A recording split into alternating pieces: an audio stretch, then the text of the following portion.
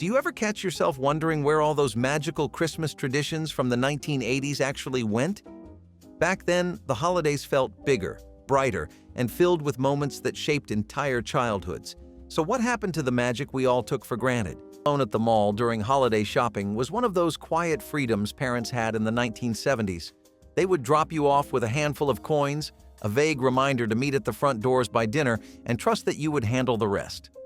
The mall was your world for the day, filled with music, toy displays, escalators that felt like rides, and the sweet smell of pretzels drifting through every hallway. You could roam from store to store with your friends, sit in the food court watching the holiday crowds, and feel grown up in a way few places could offer. Today, though, leaving a child alone like that is considered neglect. Authorities step in quickly, malls enforce strict policies, and parents face judgment from every direction. Something about that shift feels bigger than just safety. It speaks to how differently we view independence now. But for the kids who lived it, the mall was a kingdom, and those long afternoons exploring its bright corridors still glow in memory. Letting children. In the 1980s, recording something off the TV was an event. You needed a blank VHS tape, you needed to program the VCR, and you needed to pray that no one accidentally hit record over your copy of Rudolph. Christmas specials were prized recordings. You pressed record right as the show started, sat perfectly still so you would not bump the machine, and hoped the tape had enough room. If you were lucky, you got the whole thing. Plus the commercials, which became part of the experience. You watched those same toy ads every year, long after the toys were discontinued. They were part of the memory. Some families had a whole library of holiday tapes, labeled in marker, stacked by the TV. You could watch Frosty in July if you wanted, though it felt slightly illegal. The tracking was never quite right. The picture wobbled. Sometimes the audio buzzed, but it was yours. You rewound before every viewing. That was the rule. And when the tape wore out from too many plays, you mourned it like a friend.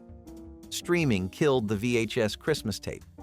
But nothing will ever replace the feeling of sliding that cassette into the machine, hearing the click, and watching the static clear into something magical. You earned those recordings. You protected them. And somewhere, in a box in your parents' attic, one might still be waiting. Made from powdered milk and cocoa dust was the drink that warmed December evenings in homes where real chocolate was a rare luxury. Mothers mixed the powder carefully, stirring it into warm water because fresh milk cost more than the family could spare for something as simple as a holiday drink. The cocoa never tasted quite like the pictures on the box promised, but children cupped their hands around warm mugs and felt like royalty anyway. Sometimes a spoonful of sugar stretched the flavor, and on especially good nights, a tiny dot of vanilla extract transformed the whole cup into something almost magical. Families gathered around kitchen tables or sat near heaters, sipping slowly because the warmth mattered as much as the taste. The steam rising from each mug fogged up cold windows, and children drew pictures in the condensation while their parents watched with tired smiles. Nobody complained about the thin texture or the slightly gritty finish, because this was Christmas cocoa, and it came with love stirred into every spoonful. Those simple cups taught children that warmth is not measured by ingredients but by the hands that prepare it and the people who share it with you. Hanging homemade stockings knitted by Grandma was a tradition that made each child feel uniquely loved in ways no store-bought stocking could match. These were not perfect machine-stitched creations with flawless lettering, but handmade works featuring crooked names, uneven stitches, and color combinations only a grandmother would choose. Every family member had their own, personalized down to the smallest detail, and the stockings grew more treasured each year. Children learned early that their stocking was special because someone spent hours creating it, counting stitches by lamplight. The wool smelled faintly of the closet where it was stored 11 months of the year, and pulling it out each December felt like reuniting with an old friend. Some stockings had patches where holes had been mended, evidence of years beside fireplaces.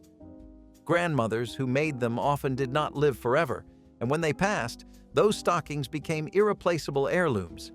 Families hung them long after the original recipients grew up, passing them to new generations who heard stories about the woman who made them. Today, mass-produced stockings dominate, but anyone who owns a handmade one knows it carries meaning money cannot buy. Angel hair spun from real fiberglass spread across mantels and tabletops in the 1980s as the perfect finishing touch for any holiday display.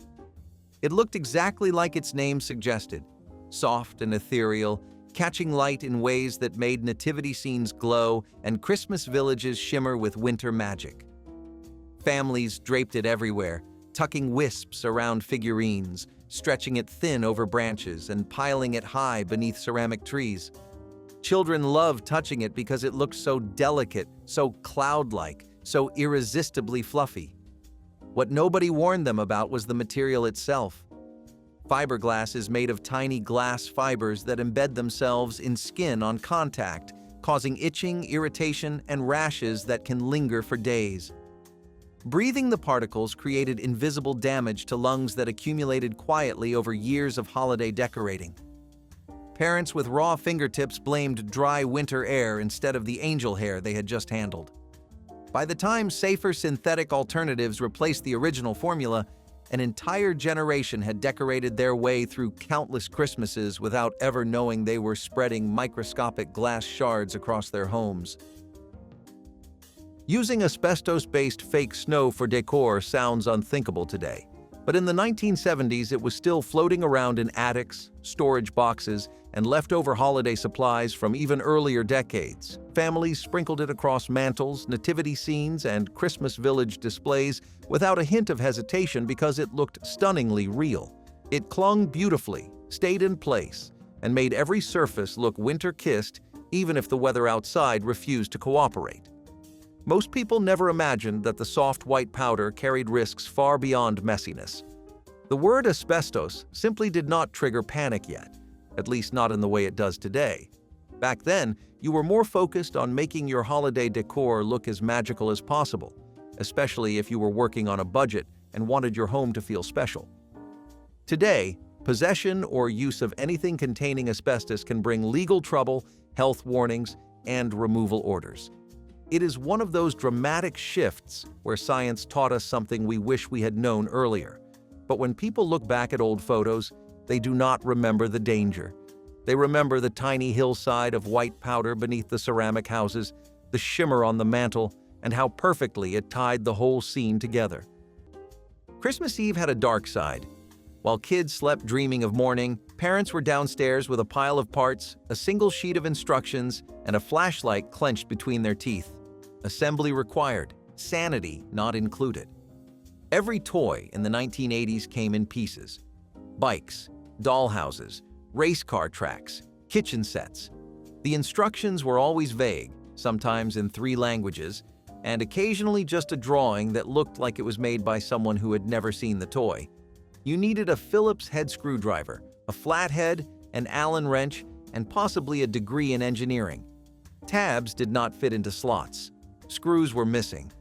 And someone always whispered, "I think we put that part on backwards." Dads muttered things under their breath. Moms held the flashlight and tried not to laugh. Hours passed. Coffee was brewed. Somewhere around 2 a.m., the thing was finally built. Slightly crooked, definitely unstable, but upright. And in the morning, you ran downstairs and played with it for 10 minutes before moving on to the next gift. You never knew.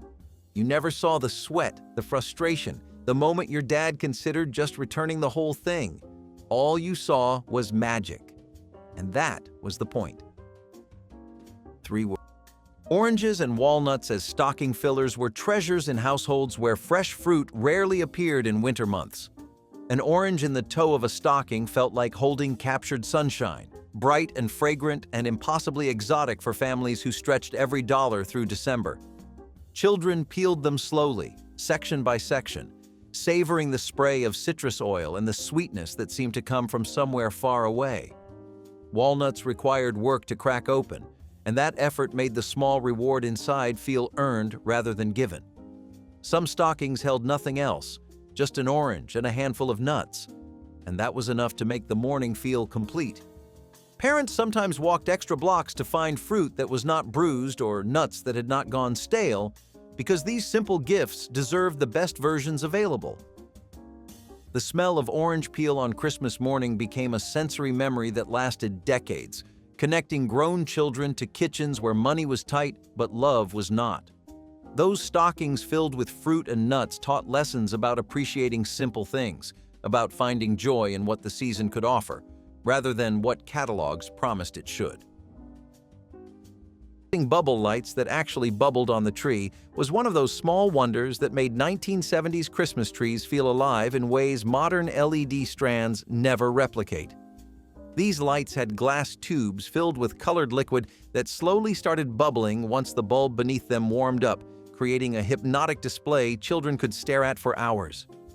Families waited patiently after plugging in the tree, watching as the first bubble rose through the liquid and more followed until the entire tree seemed to shimmer with motion. The colors were vivid, the effect almost magical, and the gentle heat from each bulb added warmth that balanced cold December nights.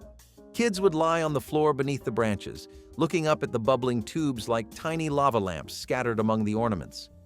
Parents warned against touching them because they got hot, but that only made them more fascinating. These lights required patience to warm up, and not every bulb bubbled evenly, giving each one its own personality. Modern safety standards eventually pushed bubble lights to the margins, replaced by cooler options that never captured the same wonder.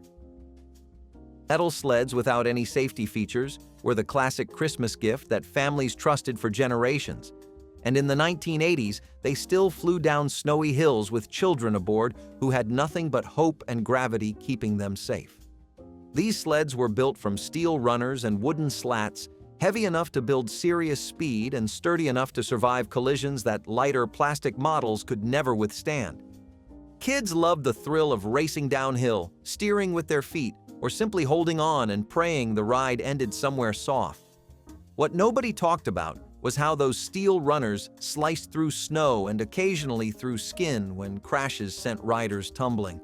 The wooden slats splintered on impact, and the metal edges grew sharp with rust and wear over seasons of use. Children collided with trees, fences, and each other at speeds that turned minor accidents into broken bones and concussions. Parents watched from the top of hills, assuming that the snow itself would cushion any fall, never realizing how hard frozen ground becomes beneath a thin white layer. The sleds that generations had trusted became symbols of an era that measured fun differently than safety. Pogo stick neighborhood tree burning events after Christmas were practically a community ritual in the 1970s. Once the holidays were over, families would drag their old trees to a designated spot, sometimes a park or an empty lot, and watch them go up in flames with everyone gathered around. The fire shot up fast, fueled by the dryness of the pine needles, and the heat would hit your face before you even stepped close. People brought cocoa, told stories, and treated it like one final celebration before the long winter settled in. There was a strange beauty in watching the last symbol of Christmas burn away, a feeling that the season was ending with a bang rather than a quiet whimper. Today, though, the idea of burning trees in a communal fire is strictly illegal. Air pollution laws, fire safety risks, and local regulations shut down anything that involves open burning of plant material. What was once a neighborhood farewell to the holiday season is now viewed as dangerous and irresponsible. But the memory of those glowing piles of branches remains vivid for anyone who stood beside them, feeling both warmth and closure in the orange light. Trees were green, some trees were real, and some trees were aluminum. Shiny, silver, space-age aluminum, standing in the corner of the living room like a prop from a 1960s sci-fi movie that refused to leave. These trees did not have lights on them. They had a color wheel. A rotating disc with red, blue, green, and gold panels sat on the floor, shining a spotlight up at the tree. As it turned, the whole tree changed color, slowly cycling through a psychedelic holiday light show. It looked like Christmas on another planet. Some people loved it. Others thought it was the strangest thing they had ever seen. Either way, you could not look away. The aluminum branches were sharp. You learned that the hard way if you tried to hang ornaments too fast. The tree made a faint metallic rustle every time someone walked past, and it never smelled like pine, because it was not pine. It was reflective industrial material shaped like a tree. But when that color wheel hit it just right, magic. Grandma had one in the den. Your weird aunt had one in the living room. You probably still remember exactly where it stood and what it looked like glowing red at midnight. They do not make them like that anymore. And maybe that is for the best, but also, maybe not. Every holiday, giving handmade gifts wrapped in brown paper bags was something poor families did not because they wanted to be crafty, but because wrapping paper cost money that simply was not there. Grocery bags were smoothed flat, turned inside out to hide the store logos, and transformed with crayons, stamps, or careful drawings made by small hands eager to contribute. The gifts inside were often handmade too, pot holders woven on tiny looms, carved wooden spoons, knitted scarves with dropped stitches that showed where a child had tried their best. Ribbons came from last year's packages or from fabric scraps saved throughout the year.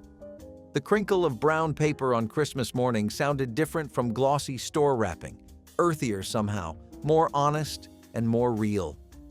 Children tore into these packages knowing that everything inside them came from time and effort rather than a checkout line. Some families reused the same bags year after year, adding new drawings each December until the paper softened like cloth. Those humble packages taught children that the value of a gift lives in the intention behind it, not the price attached. Making paper chain countdowns to mark the days until Christmas was a craft project that turned December into a visual journey every child could follow. Families cut strips of red and green construction paper, looped them together with glue, and hung the chain somewhere prominent where everyone could watch it shrink as the holiday approached.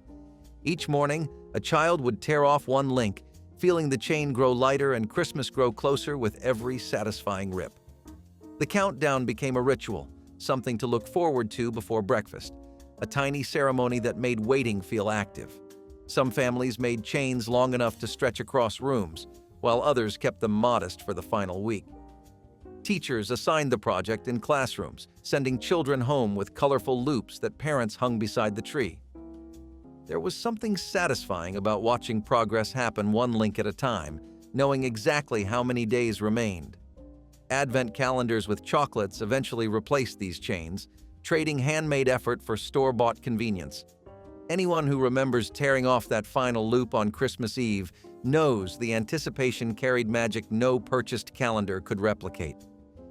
From the garden hose to fill the tree stand was one of those shortcuts that nobody in the 1980s questioned, even though it meant putting mouths on rubber and metal tubing that had been sitting in the hot summer sun for months before winter arrived. Families dragged hoses through back doors, stretched them across kitchens, and filled tree stands with water that tasted faintly of plastic and whatever else had accumulated inside the coiled tubing over the long storage season. Children helped by holding the hose steady or taking quick sips themselves, treating it like any other household task that happened to involve drinking water from an outdoor source. What nobody knew was that garden hoses of that era often contained lead and other chemicals that leached into standing water, especially when heated by the sun. The first few seconds of flow carried the highest concentration of contaminants, and families rarely let the water run long enough to flush the lines before filling their tree stands. The tree absorbed whatever came through that hose, and anyone who drank from it absorbed the same invisible risks that nobody understood. Homemade. Leaving real food out for Santa overnight seems like the most innocent Christmas ritual of all, and in private homes it still is. But in the 1970s, this tradition extended far beyond living rooms. Schools, community centers, stores, and even public lobbies would set out plates of cookies, pieces of fruit, slices of cake, or whole cups of warm milk for Santa, letting every child who walked by feel like they were part of the magic. Nobody questioned hygiene. Nobody wondered how long the food had been sitting out or whether it was safe. It was simply a gesture of charm and belief, one that made the holiday season feel alive in every corner of town. Today, however, public health codes strictly forbid leaving perishable foods out in public spaces. Food safety laws treat these little displays as contamination risks. Even cookies, if unsealed, can violate regulations about pests and sanitation. The world became more careful, cleaner, and much more anxious. Maybe that is understandable, but something tender was lost along the way. When you think back on those public Santa plates, overflowing with half-eaten treats and crumbs left by passing children, you can almost feel the warmth of a community that believed in magic together. The artificial tree was a family project. It came in 3 sections, each labeled with a color, red, green, and blue. Or maybe it was A, B, and C. Either way, it took an hour to put together and twice as long to figure out why one section would not light up.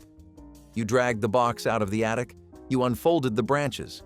Each branch had to be fluffed, bent outward to look full and natural. You fluffed for what felt like days. Your hands hurt. The fake needles poked. And no matter how much you fluffed, there was always a bald spot somewhere that required creative ornament placement. The pole never quite fit. You twisted, you shoved. You prayed the whole thing would not collapse when you let go. Some trees came pre-lit, which sounded like a miracle, until one strand went out and you had to find the dead bulb among 300. Real tree families judged you. They had pine needles and sap and the smell of a forest. You had plastic and convenience. But your tree lasted 20 years. It came out every December, slightly more bent than the year before, and it still sparkled. Because Christmas was not about perfect, it was about tradition. And that tree was family. Tinfoil stars and foil-wrapped cardboard ornaments were the sparkling solution for families who wanted their trees to shine without spending money on store-bought decorations. Mothers saved aluminum foil from whatever cooking required it, smoothing out wrinkled sheets and cutting them into shapes that caught every bit of light the room could offer. Cardboard from cereal boxes and shoe boxes became the foundation, cut into circles, stars, and bells before being wrapped carefully in the precious foil.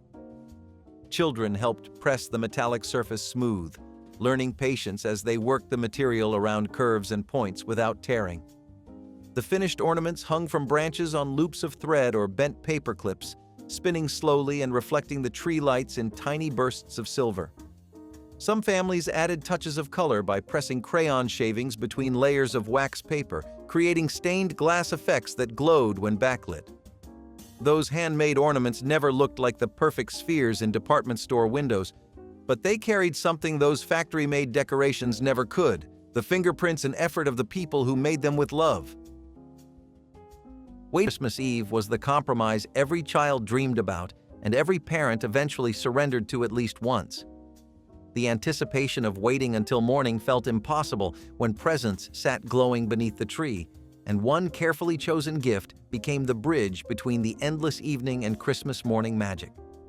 Parents would select something small, maybe pajamas or a book, something that extended excitement without giving away real treasures. Children would tear off the paper with trembling hands, knowing this single gift was their only taste of what tomorrow would bring. Some families turned it into a ceremony, gathering around the tree with cocoa and letting each child choose which wrapped box would be theirs. The unwrapping became a performance, with everyone watching and drawing out the moment. For kids, that single gift made the final hours before bed bearable, something to hold while dreams of morning danced through their heads. The tradition created its own anticipation, a promise kept each year that made Christmas Eve feel almost as special as Christmas Day. Those who grew up with this ritual remember how it made waiting feel like part of the celebration. Baby walkers as the perfect gift for new parents were advertised throughout the 1980s as developmental miracles that would help infants learn to walk faster and more confidently. Grandparents bought them proudly, imagining their newest family members zooming across living room floors with delighted giggles. The contraptions looked sturdy enough, with plastic seats suspended inside wheeled frames that let babies push themselves around before they could stand. What nobody anticipated was the speed these walkers could reach on smooth surfaces or the momentum they built heading toward staircases and open doorways. Babies toppled downstairs, still strapped into their seats, crashed into furniture hard enough to cause head injuries, and reached countertops where hot liquids waited. Emergency rooms documented thousands of injuries each year, many severe enough to require hospitalization. Parents who thought they were giving their children an advantage were instead introducing one of the most dangerous pieces of baby equipment ever mass-produced. When studies finally confirmed what hospitals had been seeing, regulations tightened and designs changed dramatically.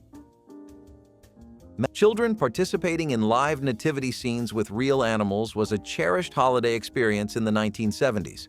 Schools and churches would gather goats, donkeys, sheep, or even small calves, placing them in straw-lined corners while children in robes acted out the story of the nativity.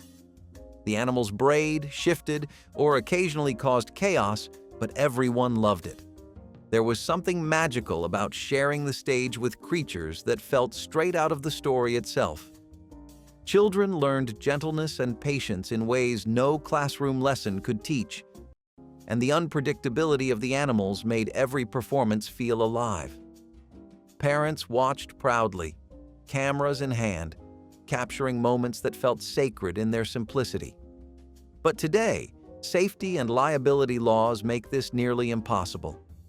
Real animals require permits, supervision, insurance, and strict handling rules. Most places do not attempt it anymore. The warmth of those live scenes has been replaced by cardboard props or digital projections.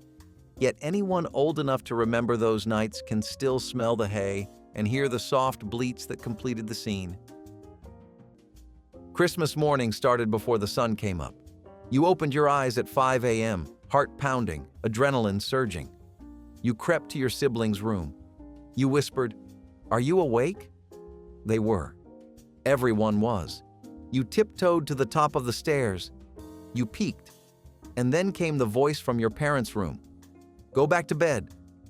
Those 4 words were torture. You were so close. The tree was right there. The presents were waiting. But the rule was the rule. No presents until everyone was awake.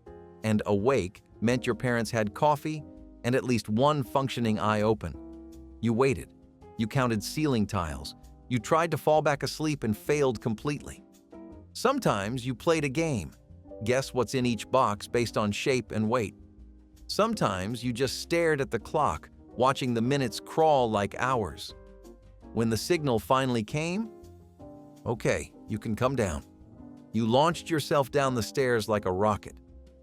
That moment, that first glimpse of everything under the tree, was the whole point. You only got that feeling once a year, and nothing since has ever quite matched it. Using catalog pages as decorations and gift tags was a tradition born from the stacks of Sears and JCPenney wish books that arrived every fall. Children spent hours circling items they knew they would never receive, and when Christmas finally came, those same pages found new purpose. Parents cut out colorful pictures of toys, clothes, and household items, gluing them onto cardboard to create ornaments that cost nothing but time.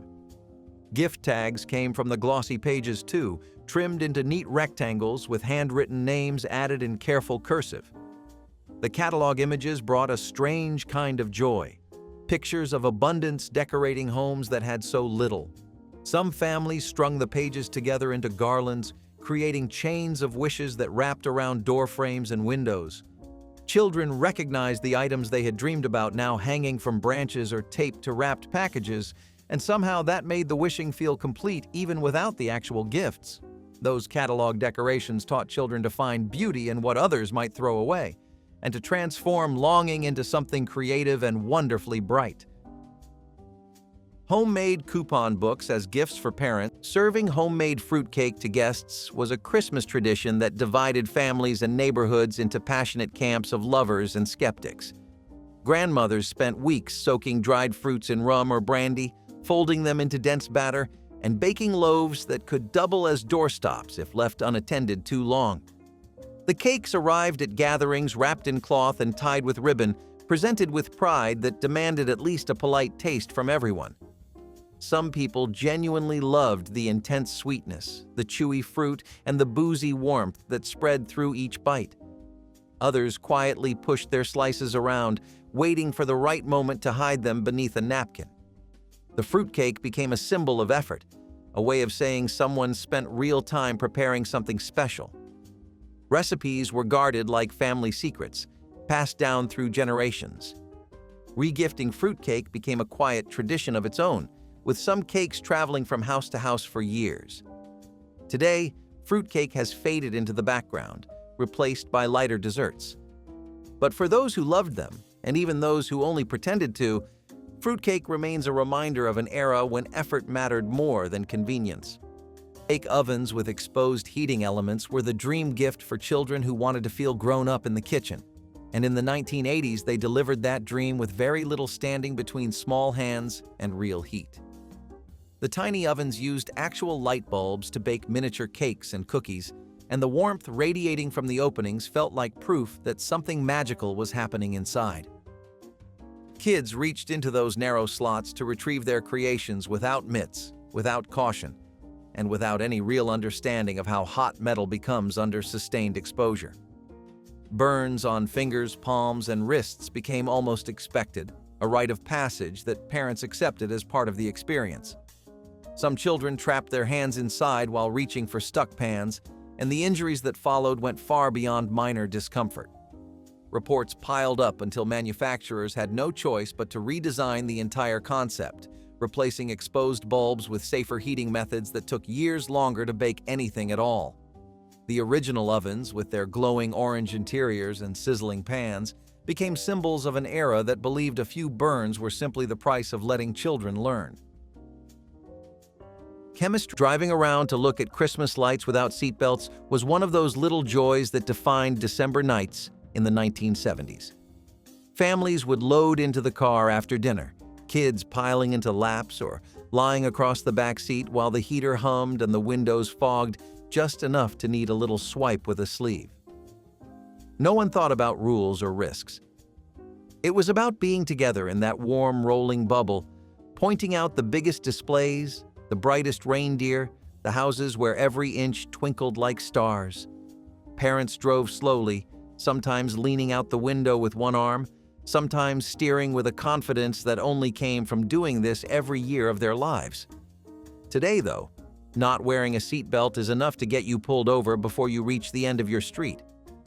Child safety laws turned what once felt natural into something unthinkable. But if you grew up in that era, you can still feel the vinyl seats beneath your hands, still hear your siblings shouting, still remember how safe it all felt before the world decided otherwise. Silver strands had a mind of their own. You draped them carefully, one strand at a time, like the box suggested. Or you grabbed a fistful and threw it like confetti.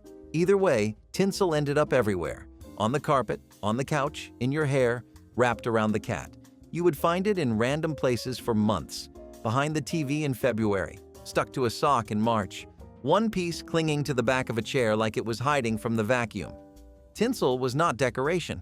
It was an infestation with a holiday theme. Some families used it sparingly. Others went full blizzard, layering it so thick you could barely see the ornaments underneath. Either way, it reflected every light in the room and made the tree shimmer like something from a movie. The cheap tinsel was paper-thin and tore if you looked at it wrong. The fancy stuff was heavier, shinier, and somehow ended up in your mouth at least once per season.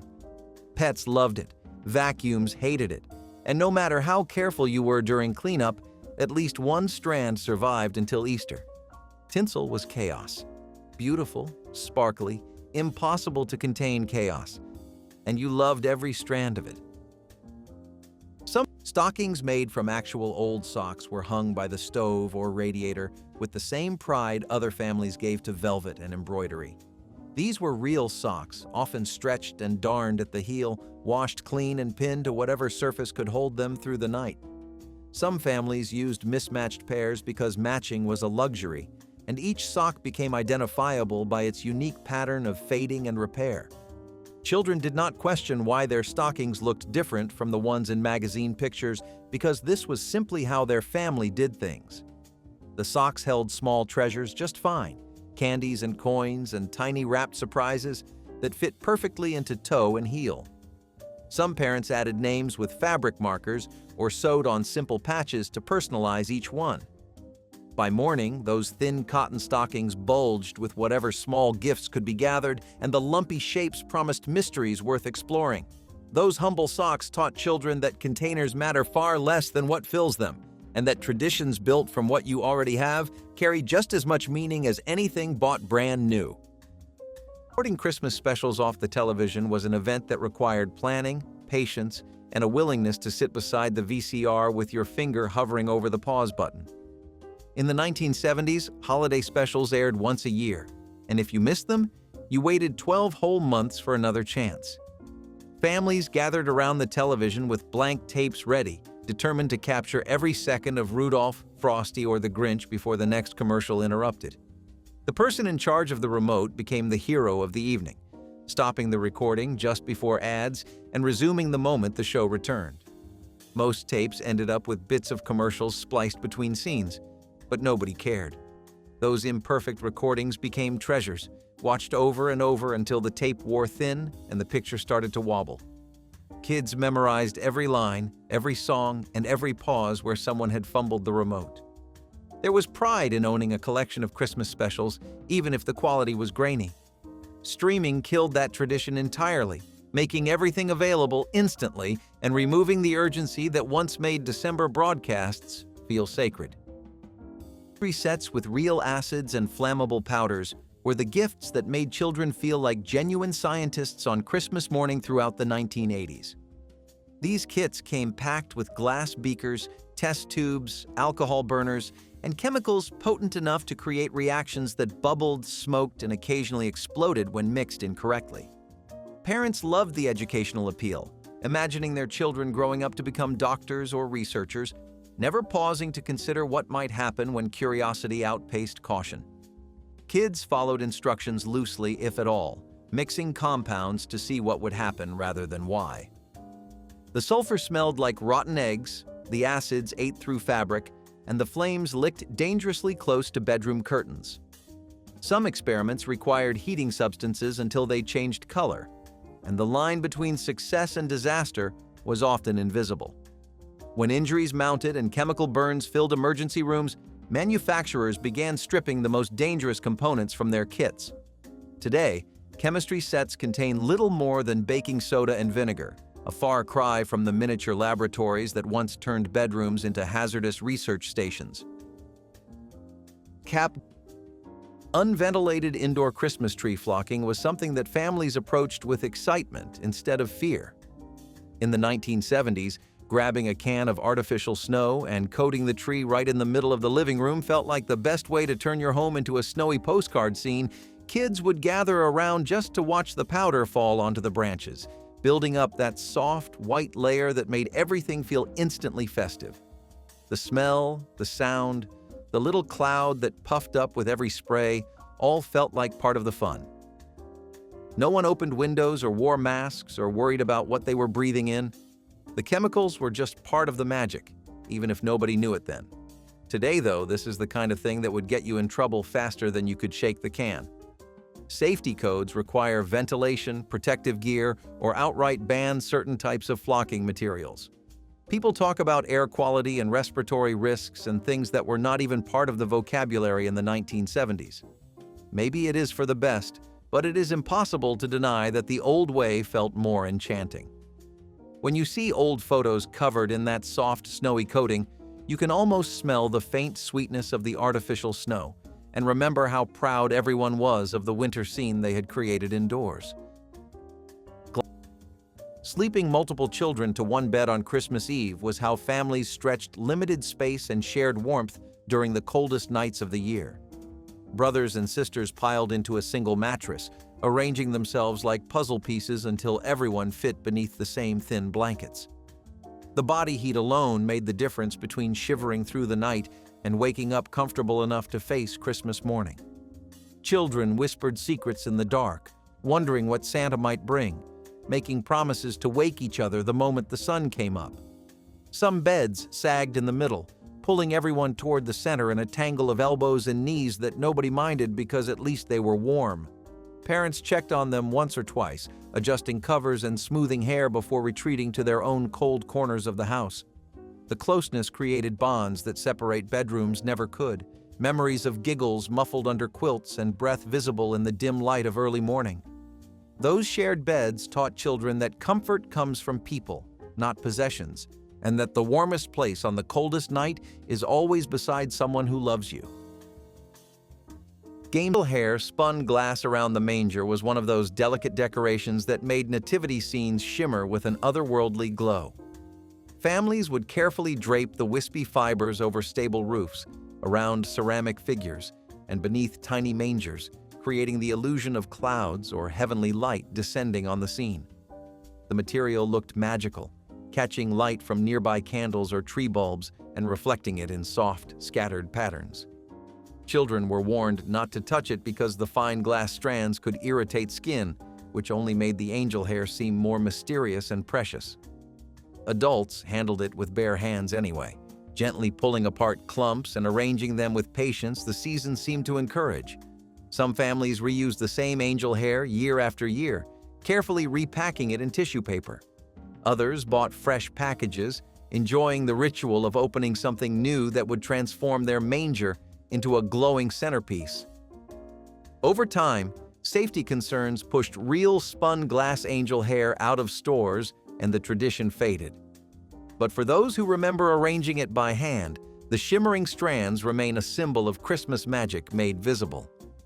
Trampolines without safety enclosures were the backyard centerpieces that every child in the 1980s dreamed of finding assembled and waiting on Christmas morning. These bouncing platforms promised endless entertainment, higher jumps than any bed could provide, and the thrill of momentary weightlessness that made ordinary afternoons feel like carnivals. Families set them up on grass, concrete, and uneven ground without much thought about what surrounded the jumping surface or what might happen when someone bounced too close to the edge. Children flew off in every direction, landing on hard ground, garden furniture, and each other with impacts that shattered bones and rattled skulls. Multiple jumpers created chaos as smaller children launched unexpectedly when larger ones landed nearby. The springs themselves became hazards, pinching fingers and catching feet between coils that had no padding or protection. Parents watched from kitchen windows, assuming that the fun outweighed whatever minor risks existed, never realizing that trampolines would become one of the leading causes of childhood fractures. The enclosures and padding that seem standard today were luxuries that most families never considered necessary. Electric blankets without those Christmas traditions that felt romantic, peaceful, and even holy, depending on the home you were in.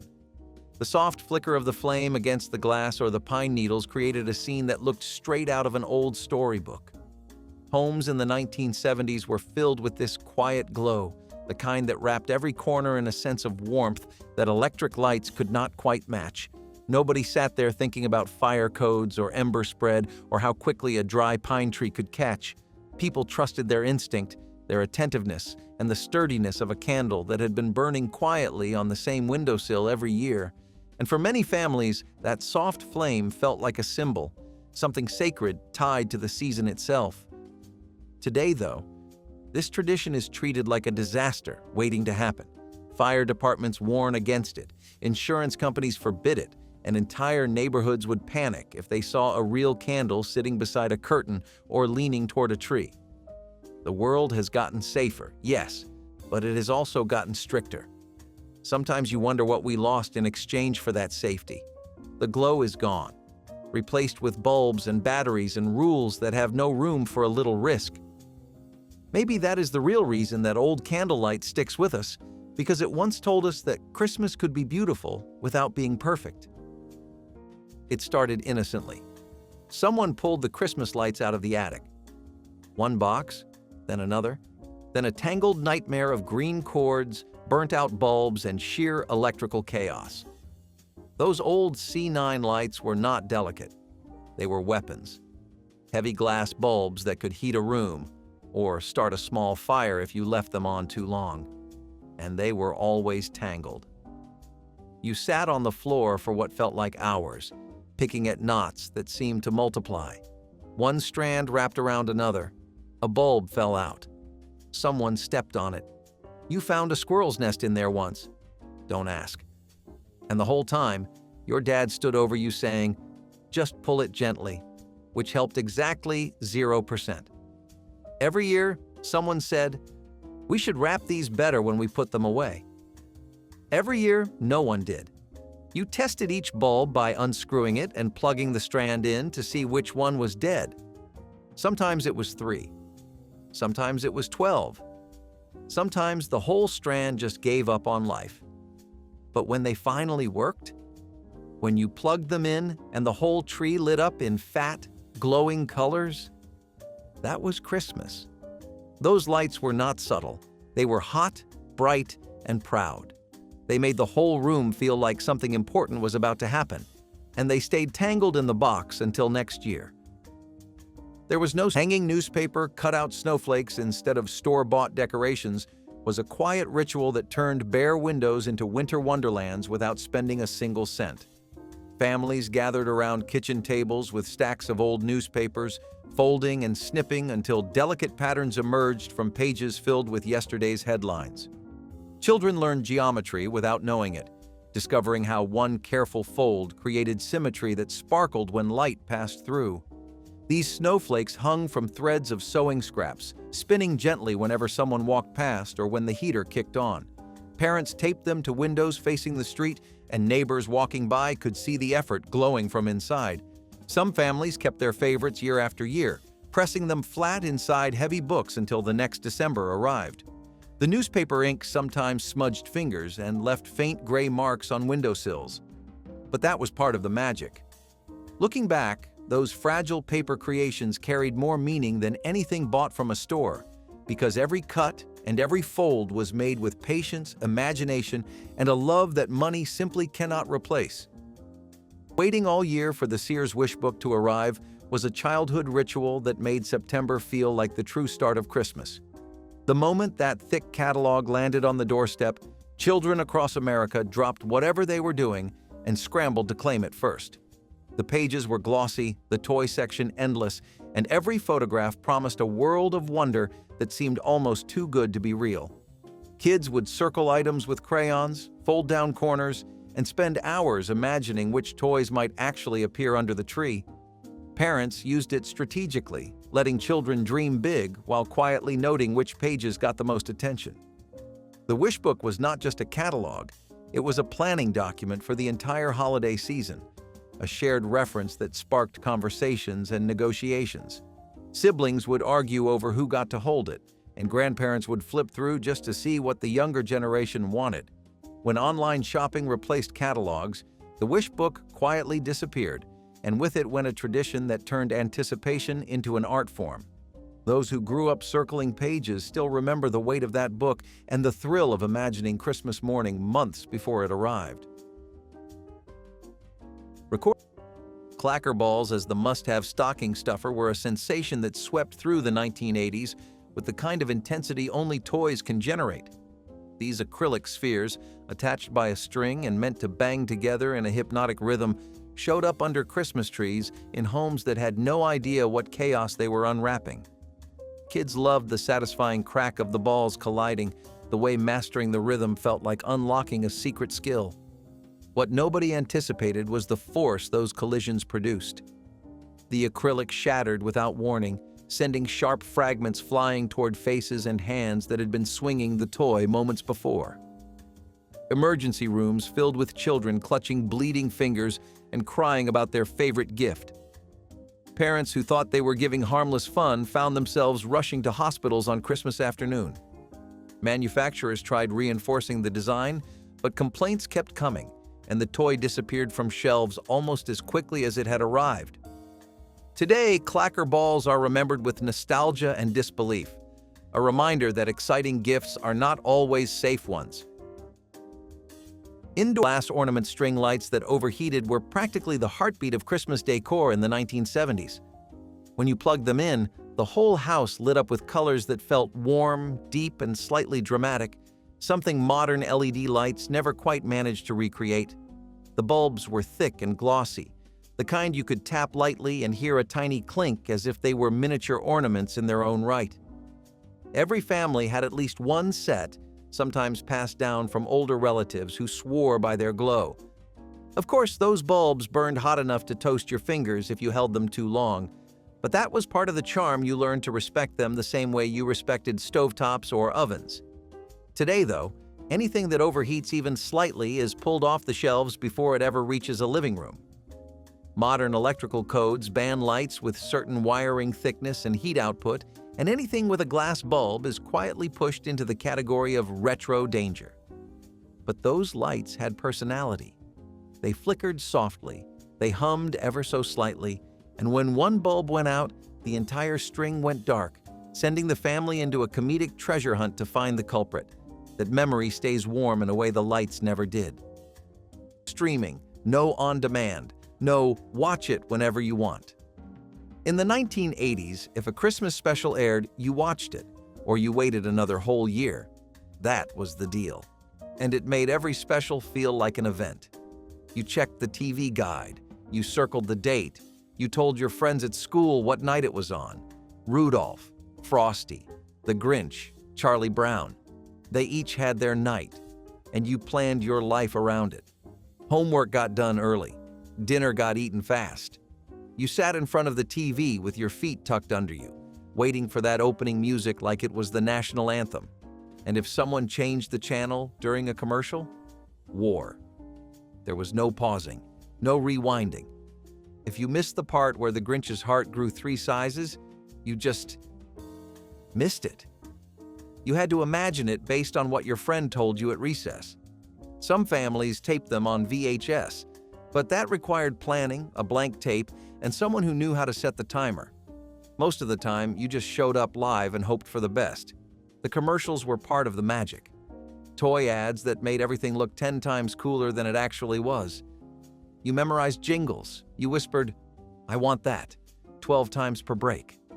These specials were appointment television, and somehow that made them sacred. Tinsel was supposed to go on the tree.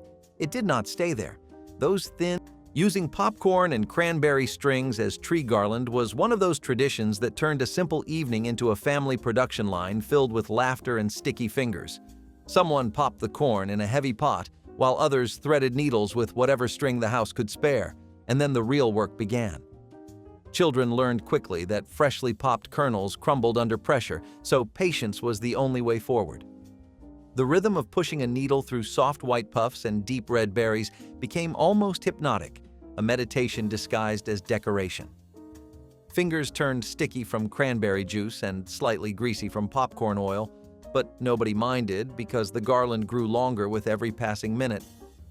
By the time the strings wrapped around the tree, they looked rustic, warm, and completely unique. After Christmas, the strings were hung outside as gifts for winter wildlife, and birds would feast on the leftovers for days.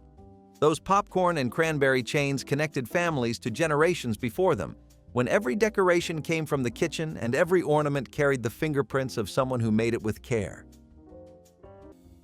Placing real oranges and walnuts inside stockings was a tradition that connected 1970s children to generations who came before them, even if they did not fully understand why.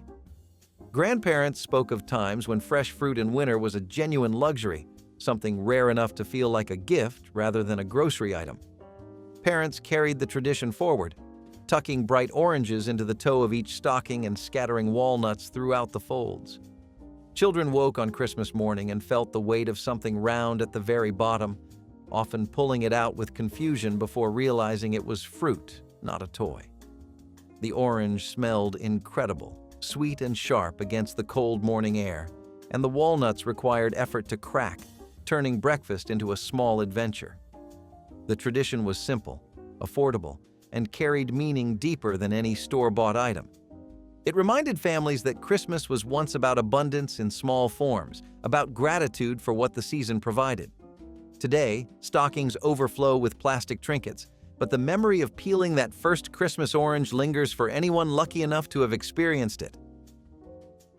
Bilbo smoking during Christmas dinner was so ordinary in the 1980s that most families never even noticed it happening. Uncles lit cigarettes between bites of turkey. Grandmothers puffed quietly in the corner while watching children unwrap presents, and ashtrays sat on dining tables like another piece of holiday decor. The haze that filled living rooms felt festive rather than dangerous. a soft blur that made the tree lights glow warmer and the conversations drift more easily. Children breathed it in without complaint because it was simply the air of celebration, the scent of family gatherings that happened year after year without question. Nobody opened windows in December, and nobody asked smokers to step outside into the cold. The idea of secondhand smoke as a health risk had not yet reached the urgency it would later carry, and families assumed that whatever harm existed was too small to matter. It took years of research, public campaigns, and shifting attitudes before the smoke finally cleared from holiday gatherings. Today, the thought of lighting up at the dinner table feels almost unthinkable, but for an entire generation, it was as natural as passing the gravy. Homemade extension cord octopus plugs for tree lights were one of those wildly creative, wildly unsafe tricks families used without hesitation in the 1970s. You would see a single outlet powering an entire forest of cords behind the tree, all tangled together like someone tried to knit with electricity. These improvised clusters allowed families to plug in the lights, the rotating tree stand, the music box, and maybe even an extra lamp or two. No one worried about overheating or sparks or overloaded circuits.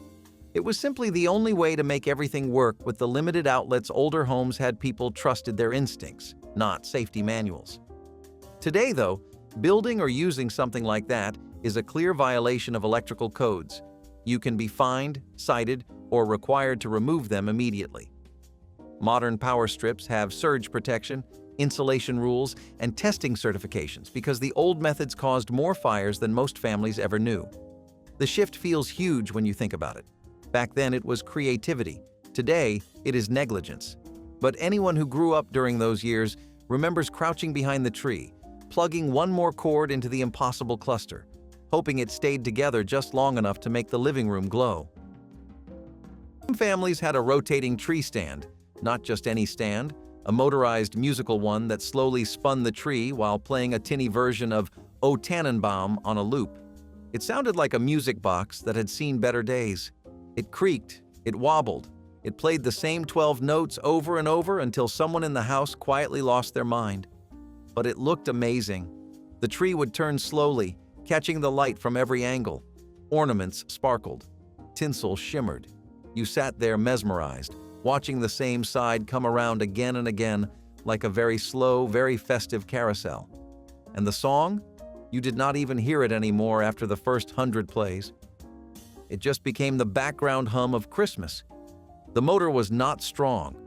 If you overloaded one side of the tree with ornaments, it would stop mid-spin and groan like it was giving up.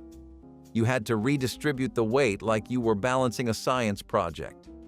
Sometimes the music slowed down when the batteries got weak, turning the cheerful tune into something that sounded vaguely haunted. You changed the batteries. You kept it spinning. Because a spinning tree was fancy. It meant your family had arrived. And even now, if you hear that tune, you are right back in the living room, watching the lights go round and round.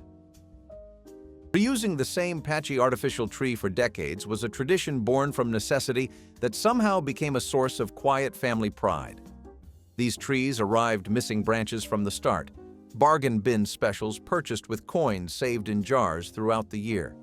Each December, the tree emerged from its box looking slightly worse than before, with bent wire limbs, faded needles, and gaps that grew wider with every passing season. Families learned to rotate the bare spots toward the wall and cluster ornaments strategically to hide the worst damage. Some trees required rubber bands, twist ties, or creative engineering just to stay upright in their wobbly stands. Children grew up measuring time by how much the tree had changed, remembering the year one section collapsed completely, or the Christmas when Dad wired a real branch onto the frame to fill a gap. Nobody talked about replacing it because that money always went somewhere more urgent. That battered tree became beautiful through sheer familiarity, a crooked symbol of every holiday the family had survived together and every struggle they had faced side by side. Building nativity scenes with hand-painted ceramic figures was a December ritual that transformed coffee tables, mantels, and windowsills into sacred little worlds. Families unwrapped each piece carefully, setting Mary and Joseph in place first, then adding shepherds, wise men, and animals one by one as the days counted down to Christmas. The figures were often chipped from years of handling, their paint faded in spots that only made them feel more beloved. Some sets had been passed down through generations, arriving in boxes lined with tissue paper that smelled like old storage and quiet reverence. Children loved arranging the animals, debating where the donkey should stand or whether the sheep looked better near the manger. The baby Jesus figure was always saved for last, placed in the tiny cradle only on Christmas Eve as a way of marking the moment the celebration truly began. These scenes were not just decorations. They were stories told in miniature, lessons about patience and the meaning behind the holiday rush. The ritual of setting them up year after year created memories no store-bought perfection could ever match, grounding Christmas in something older than tinsel or wrapping paper. Decorating with real holly berries within reach of toddlers was a festive tradition that nobody in the 1980s thought twice about. The bright red berries looked cheerful against deep green leaves, and families tucked sprigs into wreaths and centerpieces that draped across mantels and doorways. Children loved the colors and often reached for the shiny berries that seemed perfectly designed to attract small hands and curious mouths. What most parents did not realize was that holly berries are toxic when ingested, capable of causing vomiting and more serious symptoms in children who swallowed even a few. Toddlers exploring holiday decorations had no way of knowing the difference between something safe and something dangerous, and the berries looked remarkably similar to candy. Poison control centers fielded calls every December from panicked parents who had found their children chewing on decorations that seemed harmless. The warnings eventually spread, but not before countless families had spent years placing toxic plants at exactly the height where crawling babies could grab them. Today, artificial holly has largely replaced the real thing in homes with young children. Lighting fireworks for Christmas Eve or midnight mass was an unexpected but beloved holiday tradition in certain parts of the United States. The winter sky would crack open with bursts of color, echoing through neighborhoods that were otherwise quiet and peaceful. Families bundled up in coats, stood on porches, and watched sparks rain down like tiny stars falling just for them. It was loud, dramatic, and incredibly festive. No one thought much about permits or safety laws or whether fireworks were allowed during the winter season. For many, it was simply a way to make the holy night feel even more magical and exciting. Today, though, fireworks are heavily restricted, and setting them off without approval can lead to fines or even arrest. The sound that once meant celebration now signals a code violation. It is strange how quickly something joyful can shift into something forbidden. But memories of those nights still glow warmly in the hearts of people who lived through them, especially when the air gets cold and the world gets quiet enough to remind them of the past. Words. 3 devastating words printed in tiny letters on the side of the box. Batteries not included. You tore open the wrapping paper, you screamed with joy, you tried to turn it on, nothing, no batteries. The toy just sat there, lifeless, mocking you with its potential. You ran to your parents. They checked the junk drawer. Nothing but dead AAs and a single D-cell from 1983. The stores were closed. Christmas was ruined, at least for the next 6 hours until something opened. You spent the morning staring at the toy, pressing buttons that did nothing, imagining what it would sound like if it worked. Some kids got lucky. Their parents bought batteries in advance, hid them in a drawer, and produced them like magicians at the moment of crisis. Those parents were heroes. The rest of us waited.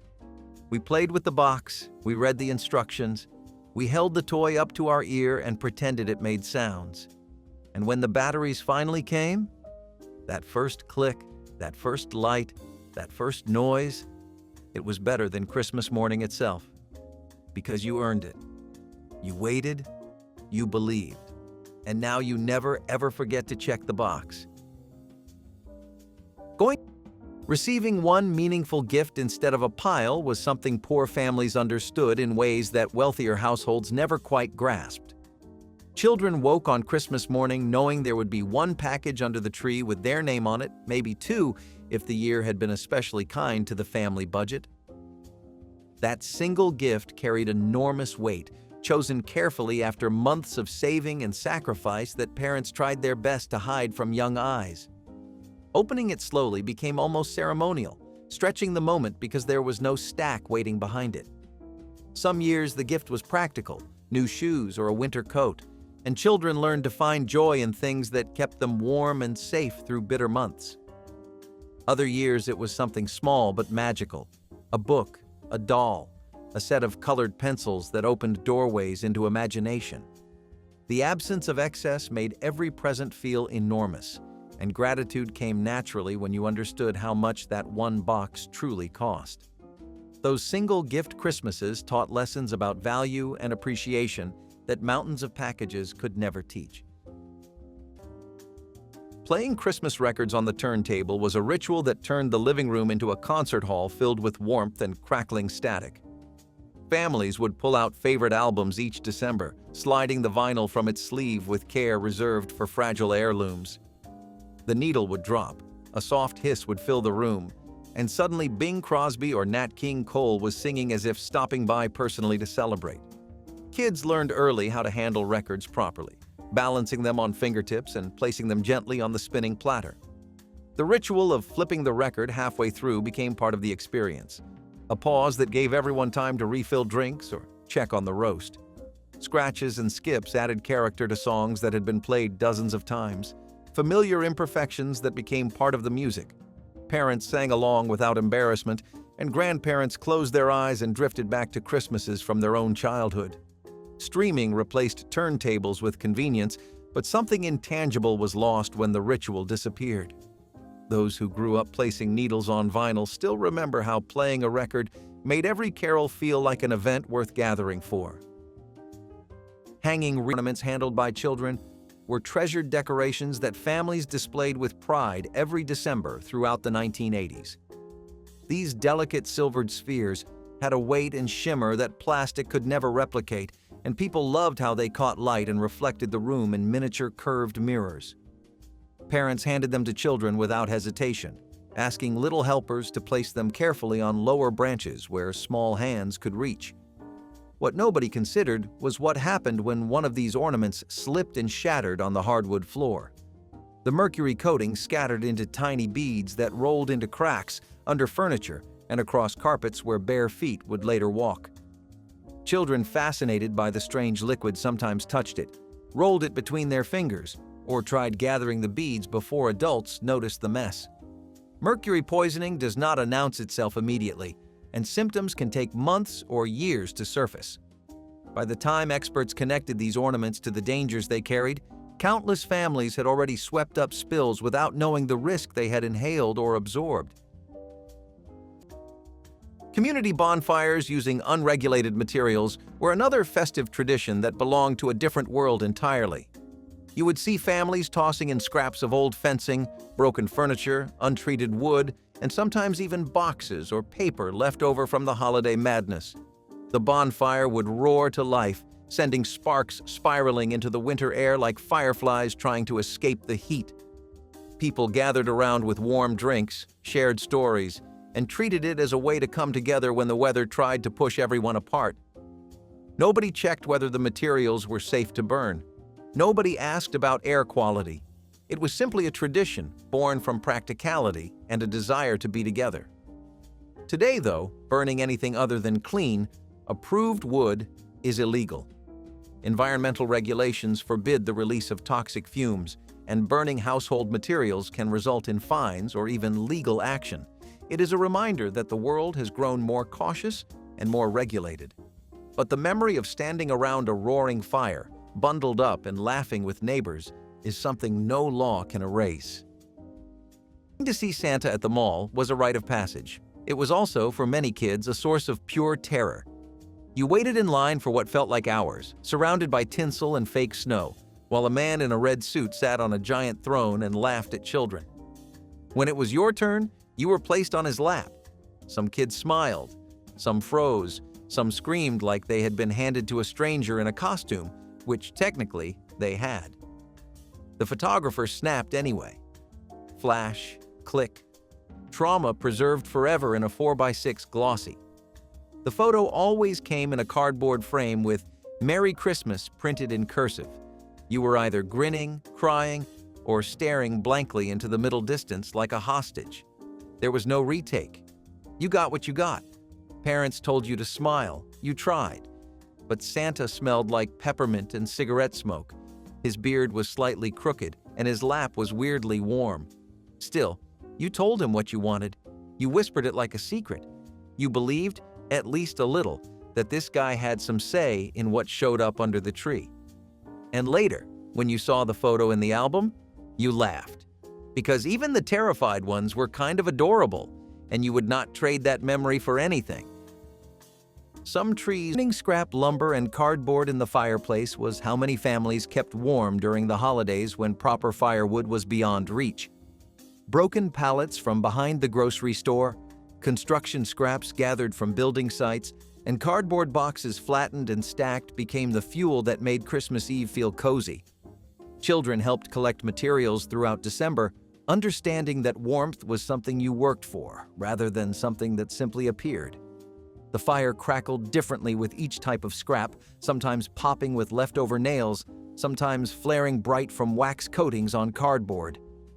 Families sat close together, not just for togetherness, but because the heat faded quickly past the first few feet. Some houses had no fireplace at all and relied on space heaters surrounded by the same cardboard that might have burned in luckier homes. The smell of burning paper and old wood became the smell of Christmas for children who knew no other way. Those improvised fires taught that warmth is precious, that resourcefulness matters, and that gathering together around whatever light you have is what makes the coldest nights survivable. Hot cocoa. Sending handwritten Christmas cards to every relative was a December project that consumed entire evenings and filled kitchen tables with envelopes, stamps, and carefully chosen cards. Families kept address books thick with names, some crossed out and updated as people moved, tracking decades of relationships in penciled notes. Mothers often led the effort, but everyone was expected to sign their name or add a short message, turning each card into a tiny family portrait delivered through the mail. Choosing the right card for each person mattered, because a funny card for a serious aunt could spark quiet holiday drama. The process took weeks, with cards stacked in piles waiting for stamps, each representing a connection that might otherwise go unspoken all year. Receiving cards in return felt like a small victory, and many families displayed them on mantels or strings, turning their collection into a visible measure of their social world. There was pride in a mailbox full of envelopes during December. Email and social media slowly erased this tradition, replacing handwritten notes with digital messages that arrive and vanish without ever being held. Those who remember licking stamps know something irreplaceable was lost. Real lead tinsel that draped every branch was once the easiest way to make a Christmas tree look like something out of a winter wonderland. And in the 1980s, it still hung in homes across America despite growing whispers about its safety. The strands shimmered with a weight and luster that plastic versions could never match, catching the glow of every bulb and turning trees into glittering spectacles. Children loved running their fingers through the silver strands, watching them sparkle as if touched by magic.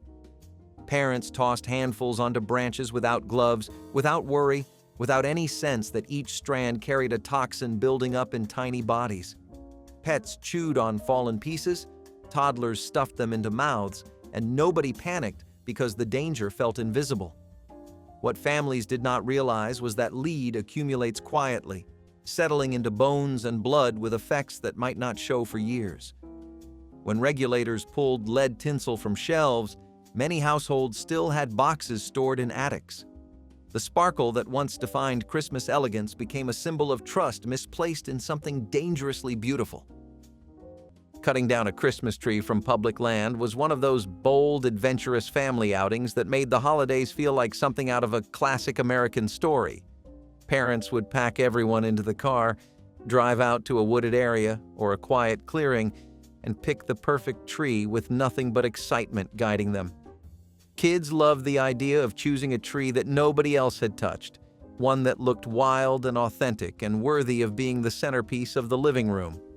The crunch of snow, the cold air, and the thrill of the hunt made the whole day unforgettable. Back then, few people worried about permits or restrictions. especially in rural areas where land boundaries blurred and tradition spoke louder than rules.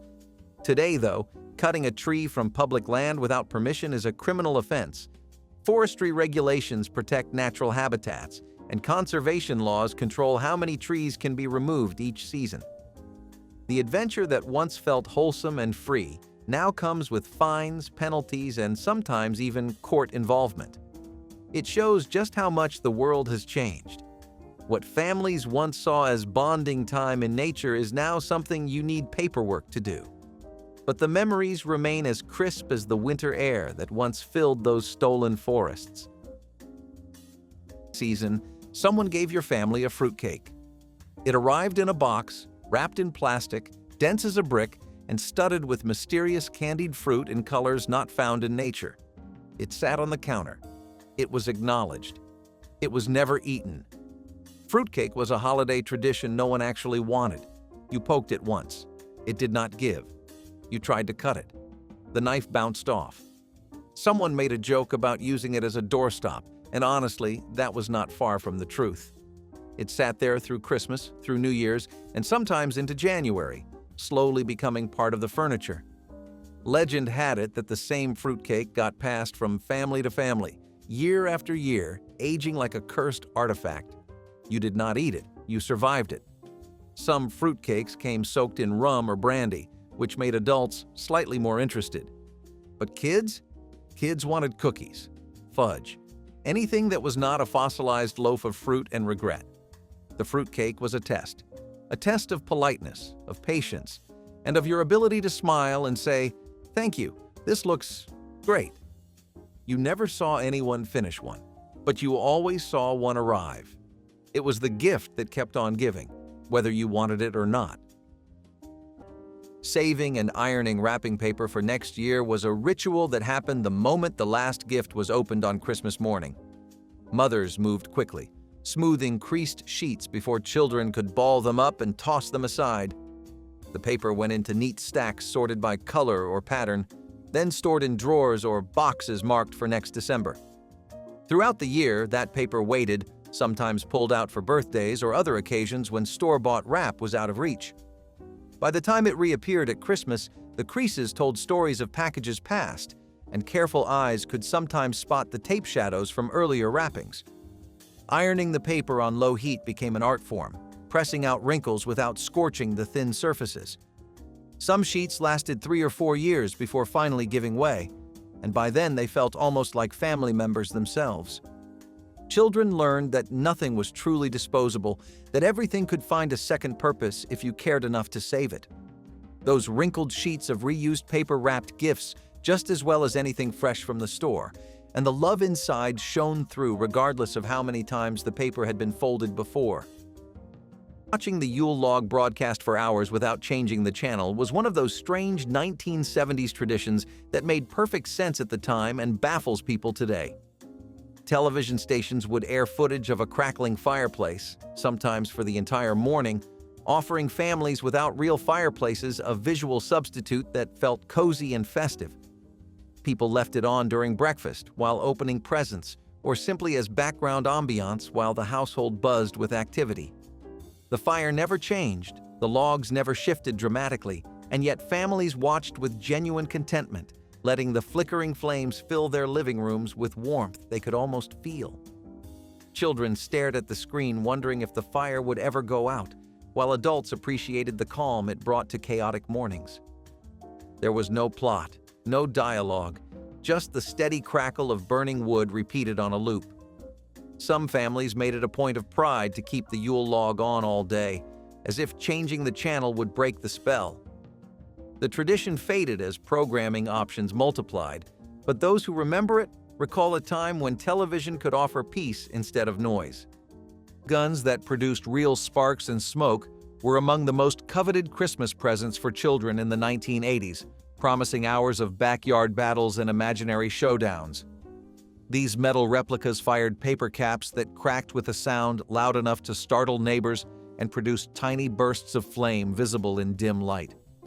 Kids loved the authenticity, the weight of the metal in their hands, and the smell of gunpowder that lingered on their fingers after a full roll of caps had been fired.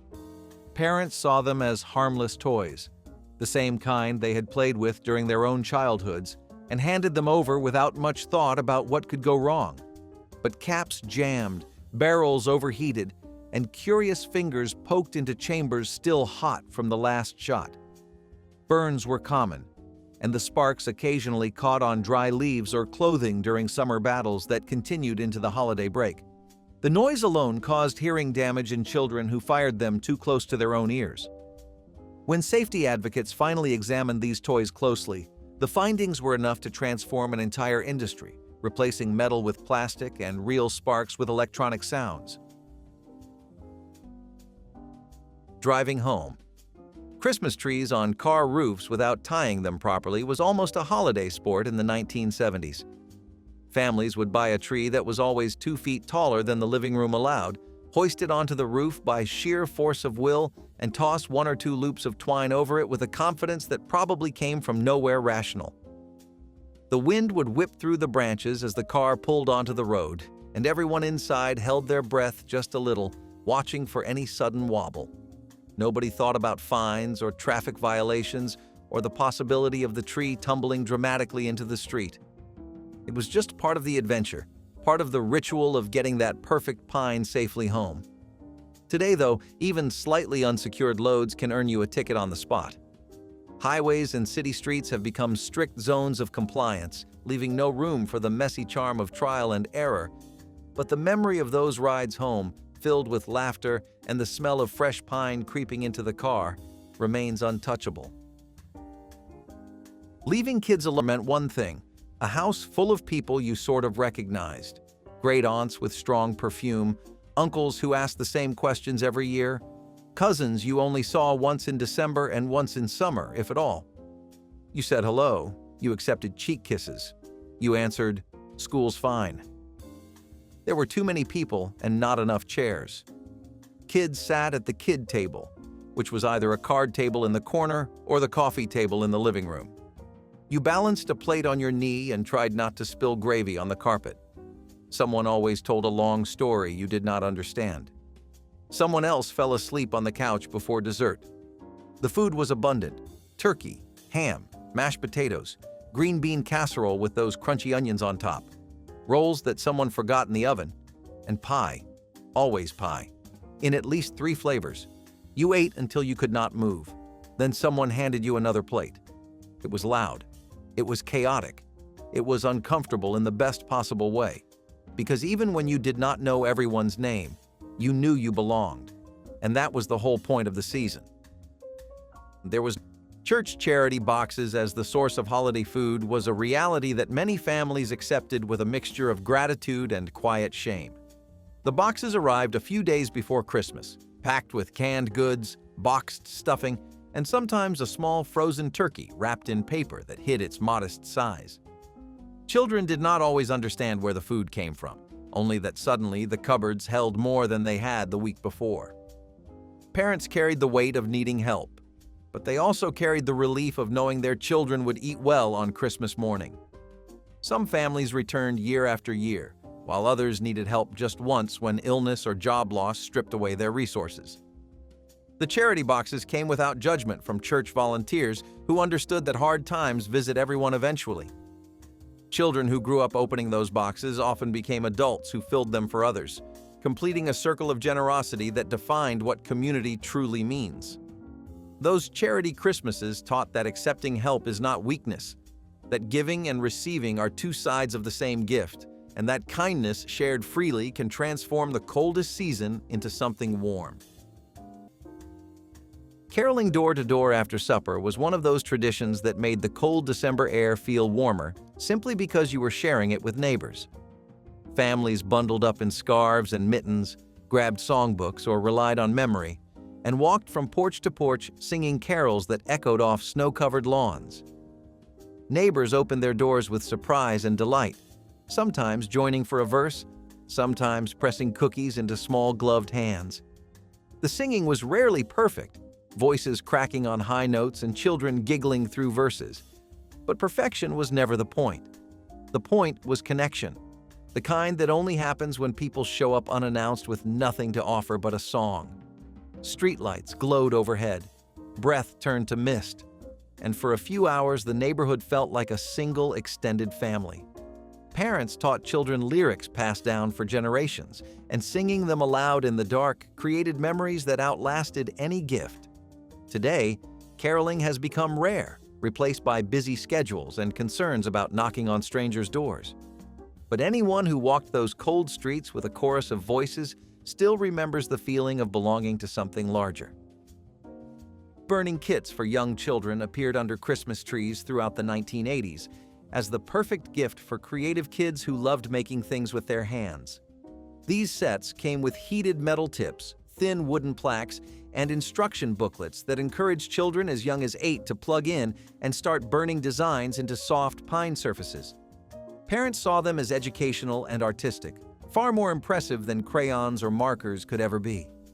The smell of scorched wood filled bedrooms as kids hunched over projects, holding red-hot metal inches from their fingers with nothing but concentration to keep them safe. Burns were common enough that most families expected them, treating blistered fingertips as a normal part of learning the craft.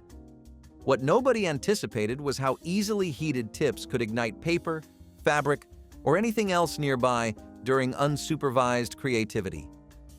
House fires traced back to wood-burning kits became a pattern that regulators could not ignore. The carefree creativity of those early kits now feels like a relic from a time that trusted children with dangers adults would never allow today. Children knock on strangers' doors for caroling after dark was a treasured tradition in the 1970s. Kids bundled in scarves and mittens would walk from house to house, singing off-key, giggling between verses and soaking up every ounce of attention from the adults who stepped outside to listen. There was a quiet trust holding the whole neighborhood together, the kind that let parents breathe easy in ways that feel impossible today. Children felt like they belonged to every house on the block, not just their own. And the darkness never felt threatening, only exciting. Neighbors welcomed them with cookies, cocoa, or a few pennies dropped into mittened hands. It felt safe, wholesome, and deeply connected to the spirit of the season. No parent hovered. No one followed behind in a car. The neighborhood itself acted like a guardian, watching over the wandering chorus. Today, though, the world is far more cautious. Children knocking on doors unsupervised is discouraged or outright banned in many places due to safety concerns and privacy rules. What was once a simple way to spread cheer has become a complicated question of risk. But the memory of singing beneath porch lights, breath turning to mist in the winter air, never fades. Homemade gifts from relatives were a holiday gamble. Sometimes you got a beautiful hand-knit sweater. Other times you got a crocheted toilet paper cover shaped like a poodle. You smiled either way, because that was the rule. Aunts and grandmas were crafty, very crafty.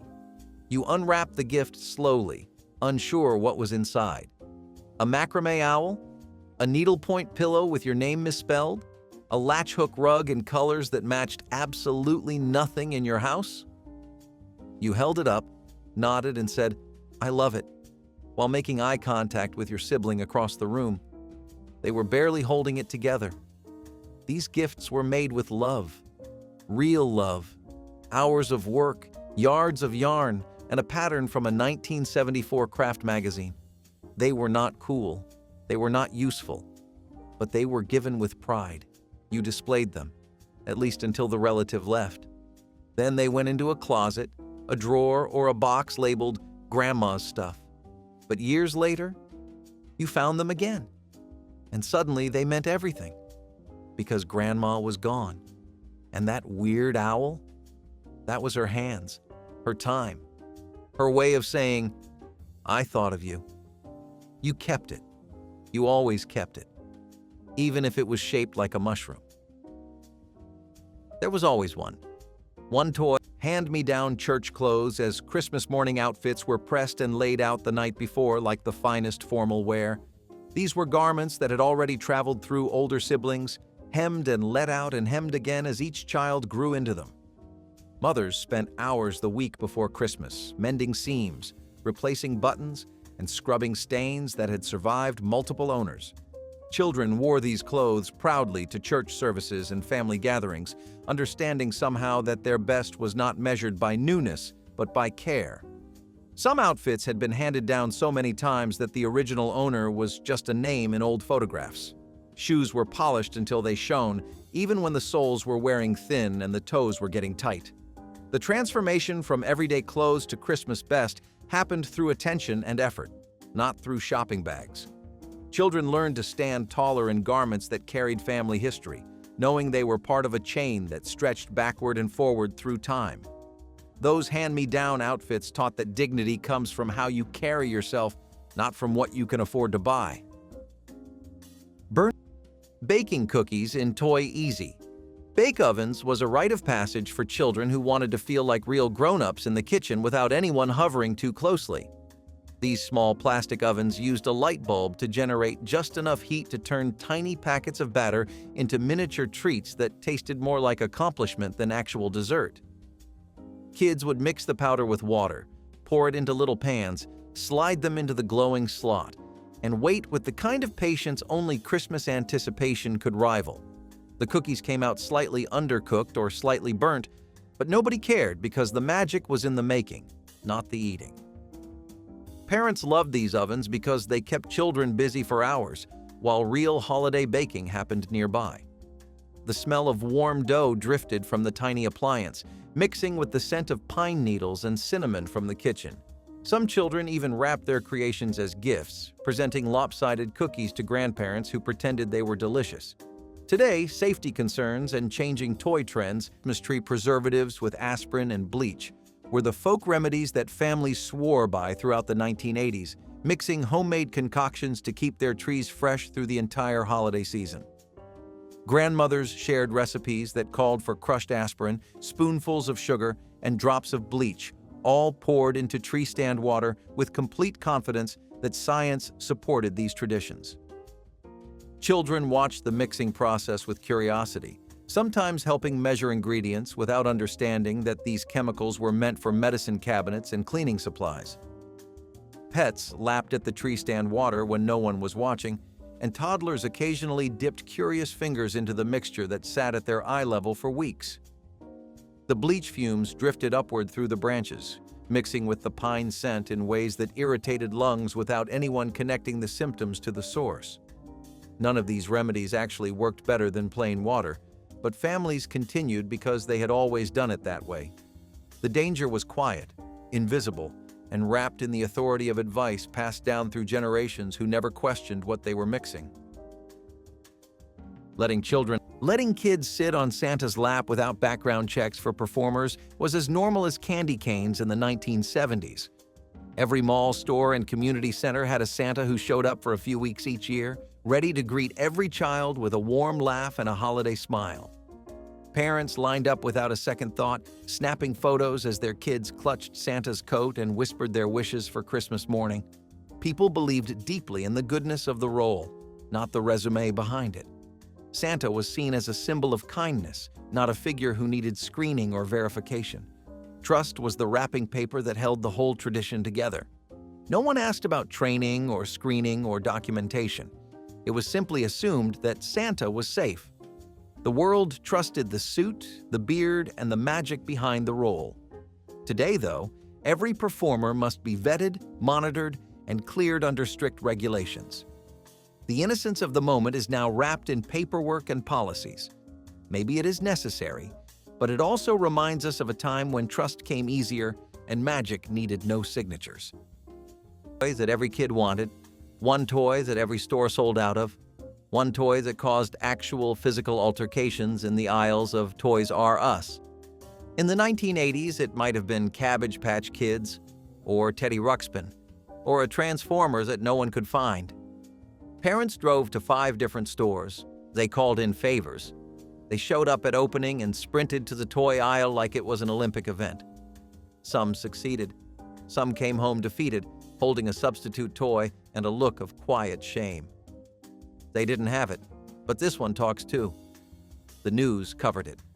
Reporters stood outside malls, interviewing parents who had been in line since 4 a.m. Fights broke out. Shelves were emptied. It was retail chaos wrapped in holiday cheer. If you was a kid who got the toy, you were a legend. If you was a kid who got the knockoff version, you learned early that life was not always fair. But either way, the hunt became part of the story. Years later, your parents still talked about it. Remember when I drove to 3 states for that doll? You remembered, and you were grateful, even if the toy broke by February. These were treasures that children created with construction paper, crayons, and fierce determination to give something meaningful. Each coupon promised a specific act of kindness: one free hug, help with dishes for a week, breakfast in bed made by small hands that could barely reach the stove. Children decorated every page with drawings, stickers, and carefully written words that sometimes misspelled love in the most endearing ways. Parents received these books with tears they tried to hide, understanding that their children had given the only currency they truly owned: their time and their effort. The coupons were redeemed slowly throughout the year, each one a reminder of that Christmas morning when a child handed over something made entirely from heart. Some families kept these books for decades, tucked into drawers alongside birth certificates and old photographs. The pages yellowed and the crayon faded, but the promises written inside never lost their power. Those homemade coupon books taught children that the most valuable gifts cannot be purchased, and that love expressed through action means more than any wrapped package ever could. Handmade sweaters from relatives was a Christmas morning tradition that united families in colorful, sometimes questionable knitwear. Aunts and grandmothers spent months creating sweaters featuring reindeer or snowflakes rendered in yarn combinations that defied fashion wisdom. Children opened these gifts with expressions carefully managed to hide disappointment, knowing that putting on the sweater was expected. The wool often itched, the fit rarely flattered, and the colors clashed with everything. But none of that mattered once the family photo was taken. Matching sweaters turned individuals into a unified team, visually declaring that these people belonged together. Parents wore theirs with exaggerated enthusiasm, modeling gratitude they hoped children would learn. Some families still have those photos displayed, frozen moments of forced smiles that somehow capture the warmth of the season. The tradition faded as store-bought ugly sweaters became ironic fashion statements. But anyone who wore a handmade sweater knitted specifically for them knows the difference between purchased humor and genuine love stitched into every row. Asbestos snow blankets beneath the tree were a decorating staple that families trusted completely in the 1980s, despite warnings that had already begun circulating in other industries. These fluffy white sheets mimicked fresh snowfall so convincingly that people spread them under trees, across windowsills, and around elaborate holiday displays without ever questioning what made them so perfectly fireproof. The material felt soft, looked pristine, and solved the problem of bare tree stands in the most elegant way possible. What families did not understand was that asbestos fibers become dangerous the moment they are disturbed, releasing particles that lodge permanently in lung tissue. Every time someone adjusted the blanket or packed decorations away, invisible contamination drifted through the room. Children crawled across these blankets to reach presents on Christmas morning, pressing their faces close without any idea of the risk. It took decades of medical research before the scope of asbestos exposure became undeniable. By then, countless holiday memories had been built on a foundation that was quietly causing harm with every breath. Using real candles in church pageants and school plays was one of the most beautiful and unnerving traditions of the 1970s. Children walked down aisles holding flickering flames while choirs sang softly, the warm glow reflecting off every wall and making the entire room feel holy and alive. Teachers handed out matches or lighters without hesitation, helping kids ignite candles they barely understood how to hold. There was a reverence in the room that even the adults could feel, a sense that the fire itself was part of the story. No one imagined disaster. They imagined tradition, history, and meaning. And for a few moments, every child felt trusted beyond their years. The scent of melted wax filled the air, becoming part of the memory itself. Today, though, Open flames around children are banned in almost every school and most churches. Fire regulations leave no room for risk, even in the name of tradition. But anyone who stood there holding that tiny flame remembers how powerful it felt, how it transformed an ordinary evening into something unforgettable. Burned into your memory: chia pets, the clapper, floby, ginsu knives. These were the gifts you found under the tree when someone ran out of ideas. And they were glorious. Chia pets came in every shape: rams, puppies, heads of famous people. You spread the seeds, added water, and waited for your terracotta creature to sprout a chia afro.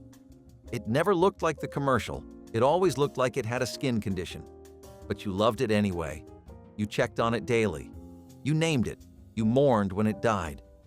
The clapper was chaos. You clapped twice and the lamp turned on. You clapped twice more and it turned off. The dog barked and the lights flickered. Guests clapped for emphasis and the whole room went dark. These gifts were not practical. They were conversation pieces. You watched the commercials so many times you could recite them. But wait, there's more. You believed in the magic of as seen on TV. And sometimes the magic delivered, at least for a week or two. One candy cane per child as a major treat was the sweet reality of Christmas. In homes where sugar was rationed and store-bought candy felt like an extravagance. That single peppermint stick arrived in a stocking or was handed out after church, and children treated it like treasure instead of something to devour in seconds. They licked it slowly, making the red and white stripes last for hours, sometimes wrapping it back in cellophane to save for later. The flavor was sharp and sweet and completely different from anything homemade could replicate. Some children compared the lengths of their candy canes, measuring whose had lasted longest by the end of Christmas Day. Parents watched with quiet satisfaction, knowing that one small piece of candy had brought more joy than wealthier children found in entire bags of sweets. The discipline required to make it last taught patience, and the sweetness tasted better because it was rare. Those single candy canes showed children that scarcity sharpens appreciation, and that sometimes the smallest gift carries the biggest meaning when you understand what it cost to give it. Salt dough ornaments handmade by children were treasures that hung on Christmas trees long after their creators had grown up and moved away. The recipe was simple: just flour, salt, and water mixed into stiff dough that small hands could shape into stars, bells, or lumpy creations that defied description. Parents helped roll the dough flat, handed over cookie cutters, and poked holes for ribbon before baking the shapes until they hardened. Kids painted their ornaments in bright colors that sometimes dripped, then added glitter that ended up everywhere except where intended. Each ornament was unique, carrying fingerprints and imperfections that made it irreplaceable. Families hung them on the tree with pride, sometimes laughing at how a reindeer became a blob or a snowman melted into abstract art. Over the years, ornaments accumulated, each a snapshot of a child's age and skill at the moment of creation. Some cracked or chipped, making survivors even more precious. Parents kept them in special boxes, pulling them out each December to remember the sticky afternoons that produced them. These handmade ornaments carried more meaning than store-bought decorations because they held the presence of people who made them. Angel BB guns for unsupervised backyard play appeared under Christmas trees throughout the 1980s as a symbol of trust between parents and children old enough to handle responsibility. These air-powered rifles shot small metal pellets with enough force to shatter windows, dent metal, and cause serious injury to anyone unlucky enough to be in the wrong place. Fathers handed them to sons with brief lectures about safety that were forgotten the moment friends arrived and targets needed shooting. Kids aimed at cans, bottles, birds, and occasionally each other when the temptation of a moving target proved too strong.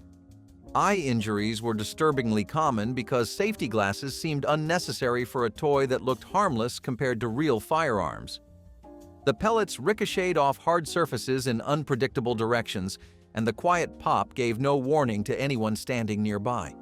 Parents believed they were teaching responsibility and outdoor skills, never imagining the emergency room visits that would follow careless adventures. When the statistics on BB gun injuries finally reached public awareness, the casual attitude toward these weapons shifted dramatically, but not before countless children learned painful lessons. Town parades throwing unwrapped candy at crowds was one of the purest delights of Christmas in the 1970s. Parade floats would inch slowly down the street while performers and volunteers tossed handfuls of brightly colored treats into cheering crowds. Children scrambled joyfully to pick them up, stuffing pockets and mittens with their sugary loot. There was always a burst of laughter when a piece bounced off a boot or skidded across the pavement like a tiny comet. No one cared that the candy was unwrapped. It was part of the thrill. And parents loved watching their kids dive after sweets like treasure hunters on a winter adventure. Nobody worried about wrappers, allergies, or sanitation. It was just part of the fun, a tiny burst of excitement in the middle of winter. Today, though, this practice is banned almost everywhere. Injury risks, food safety rules, and liability concerns have shut it down. Wrapped candy is allowed in some places, but even that comes with restrictions. Still, the memory of a flying piece of candy arcing through the cold air is something many people hold close. Selling homemade wrapping paper was not disposable, not in the 1980s, at least not in your house. You unwrapped gifts slowly, carefully peeling back the tape so the paper stayed intact. Because someone worked hard on that, and we can use it again next year. Bows were definitely saved. Bows were currency. You flattened the paper, you folded it, you put it in a bag or a drawer where it sat with 15 other pieces from Christmases past. Some had creases, some had tape marks. One was definitely from 1979 and still had a gift tag with someone else's name on it. Did not matter, it was still perfectly good. The really fancy paper, the shiny foil kind, was treated like treasure. You handled it with reverence. You stored it flat. You brought it out only for special gifts. And when you used it the next year, you felt resourceful, responsible, like a tiny recycling warrior in a holiday sweater. Today, people rip through wrapping like it is meaningless. But you remember when a clean tear was a skill, and somewhere in your parents' house, there is still a drawer full of saved paper, waiting. Listening to free Christmas carols on AM radio all season was how many families filled their homes with holiday music when records and players were far beyond reach.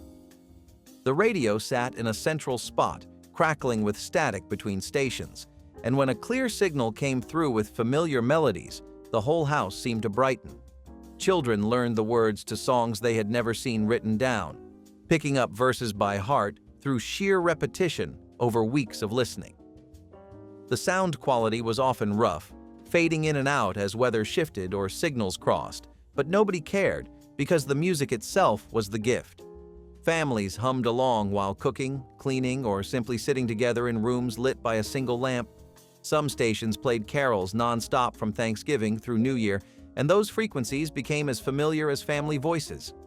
The radio required no subscription, no purchase, and no special equipment beyond the small box that had probably been in the family for years. Those crackling carols filled December with a soundtrack that cost nothing but attention, proving that holiday spirit travels through airwaves just as easily as it travels through expensive speakers. Real mistletoe over doorways was a holiday tradition that added a playful hint of romance to even the most ordinary family gathering. Bundles of the waxy green plant with its white berries appeared in stores each December, and families hung them from door frames with red ribbon, waiting to see who might get caught underneath. The rules were simple. If two people stood beneath the mistletoe, a kiss was expected, whether a quick peck on the cheek or something that made relatives cheer. Kids loved watching adults blush and dodge, while teenagers secretly maneuvered themselves into position with whoever they had been eyeing. The mistletoe became a focal point of the party, a spot everyone noticed and navigated with varying degrees of intention. Some families hung it in the same spot every year, turning that doorway into a landmark of holiday memory. Over time, concerns about the plant being mildly toxic to pets, combined with the awkwardness of forced affection, pushed mistletoe out of fashion. But anyone who remembers standing beneath those waxy leaves, heart pounding with anticipation, knows it added magic that plastic decorations could never replicate. Attending lawn darts as the most wanted Christmas gift dominated wish lists throughout the 1980s with a popularity that now seems almost impossible to explain. These heavy, sharp-pointed projectiles were sold as family fun, a backyard game that promised hours of outdoor entertainment on mild winter afternoons when families gathered after holiday meals. Kids begged for them, parents delivered, and soon entire neighborhoods echoed with the soft thud of metal tips sinking into frozen grass. The rules were simple enough, but the execution was chaos. Children threw them higher than intended, aimed them at siblings, and occasionally forgot to check whether anyone was standing in the landing zone. The darts weighed enough to cause real damage, and their pointed tips did not distinguish between grass and skin. Emergency rooms documented puncture wounds, skull injuries, and accidents that turned gifts into tragedies. When regulators banned lawn darts entirely, many families were stunned because the game had felt so innocent. Today, those heavy metal darts sit in attics as relics of an era that trusted children with things no modern safety board would approve. Mercury-filled glass orange. Leaving wrapped gifts under the tree in public spaces was one of those whimsical little touches that made the holidays in the 1970s feel magical.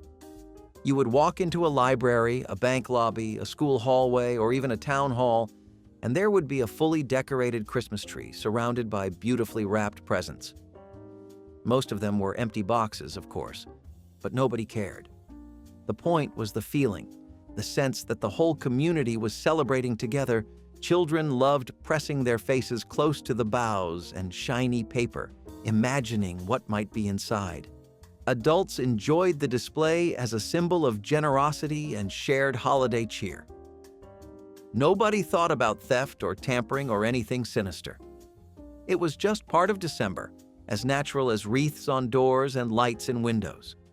Today, though, a wrapped box sitting unattended in a public place is treated as a suspicious package. Security protocols kick in fast, and entire buildings can be evacuated over something that used to be nothing more than festive decoration. Anti-theft policies, liability concerns, and modern fears have erased that simple tradition. But for anyone who lived through it, the memory of seeing those pretty boxes waiting under a glowing tree still feels like stepping into a storybook, one where wonder mattered more than worry. It looked like stained glass. It sat in a dish at Grandma's house, and it would absolutely destroy your mouth if you were not careful. Ribbon candy was beautiful and brutal. Thin, wavy, delicate strips of sugar in red, green, white, and gold. You picked one up carefully. Too much pressure, and it shattered. You brought it to your lips. One wrong angle and the edge sliced your tongue like a festive little razor blade. You winced. You kept eating, because ribbon candy was tradition, and you did not question tradition, even when it drew blood. It was always slightly stale. It stuck together in the dish. Pulling one piece free meant pulling three, and at least one would crack in half and fall on the carpet. Kids ate it because it was pretty. Adults ate it because it reminded them of their childhood. No one ate it because it tasted amazing. But every year, there it was, sitting in the same cut glass dish, waiting to test your commitment to nostalgia. You survived it, you remember it, and you probably still flinch a little when you see it in a store. The whole family sharing one small transistor radio was how holiday specials entered homes that could not afford television sets. That tiny box sat in the center of the room, its single speaker crackling with broadcasts that everyone leaned in to hear. Christmas Eve meant gathering close, adjusting the dial until a clear station came through with dramatic readings, musical performances, or comedy programs designed for the season. Children learned to listen with their imaginations, building pictures in their minds from sounds and voices that painted worlds more vivid than any screen.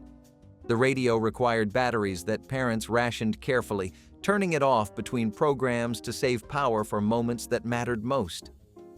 When a favorite show came on, the whole family fell silent, hanging on every word and every song.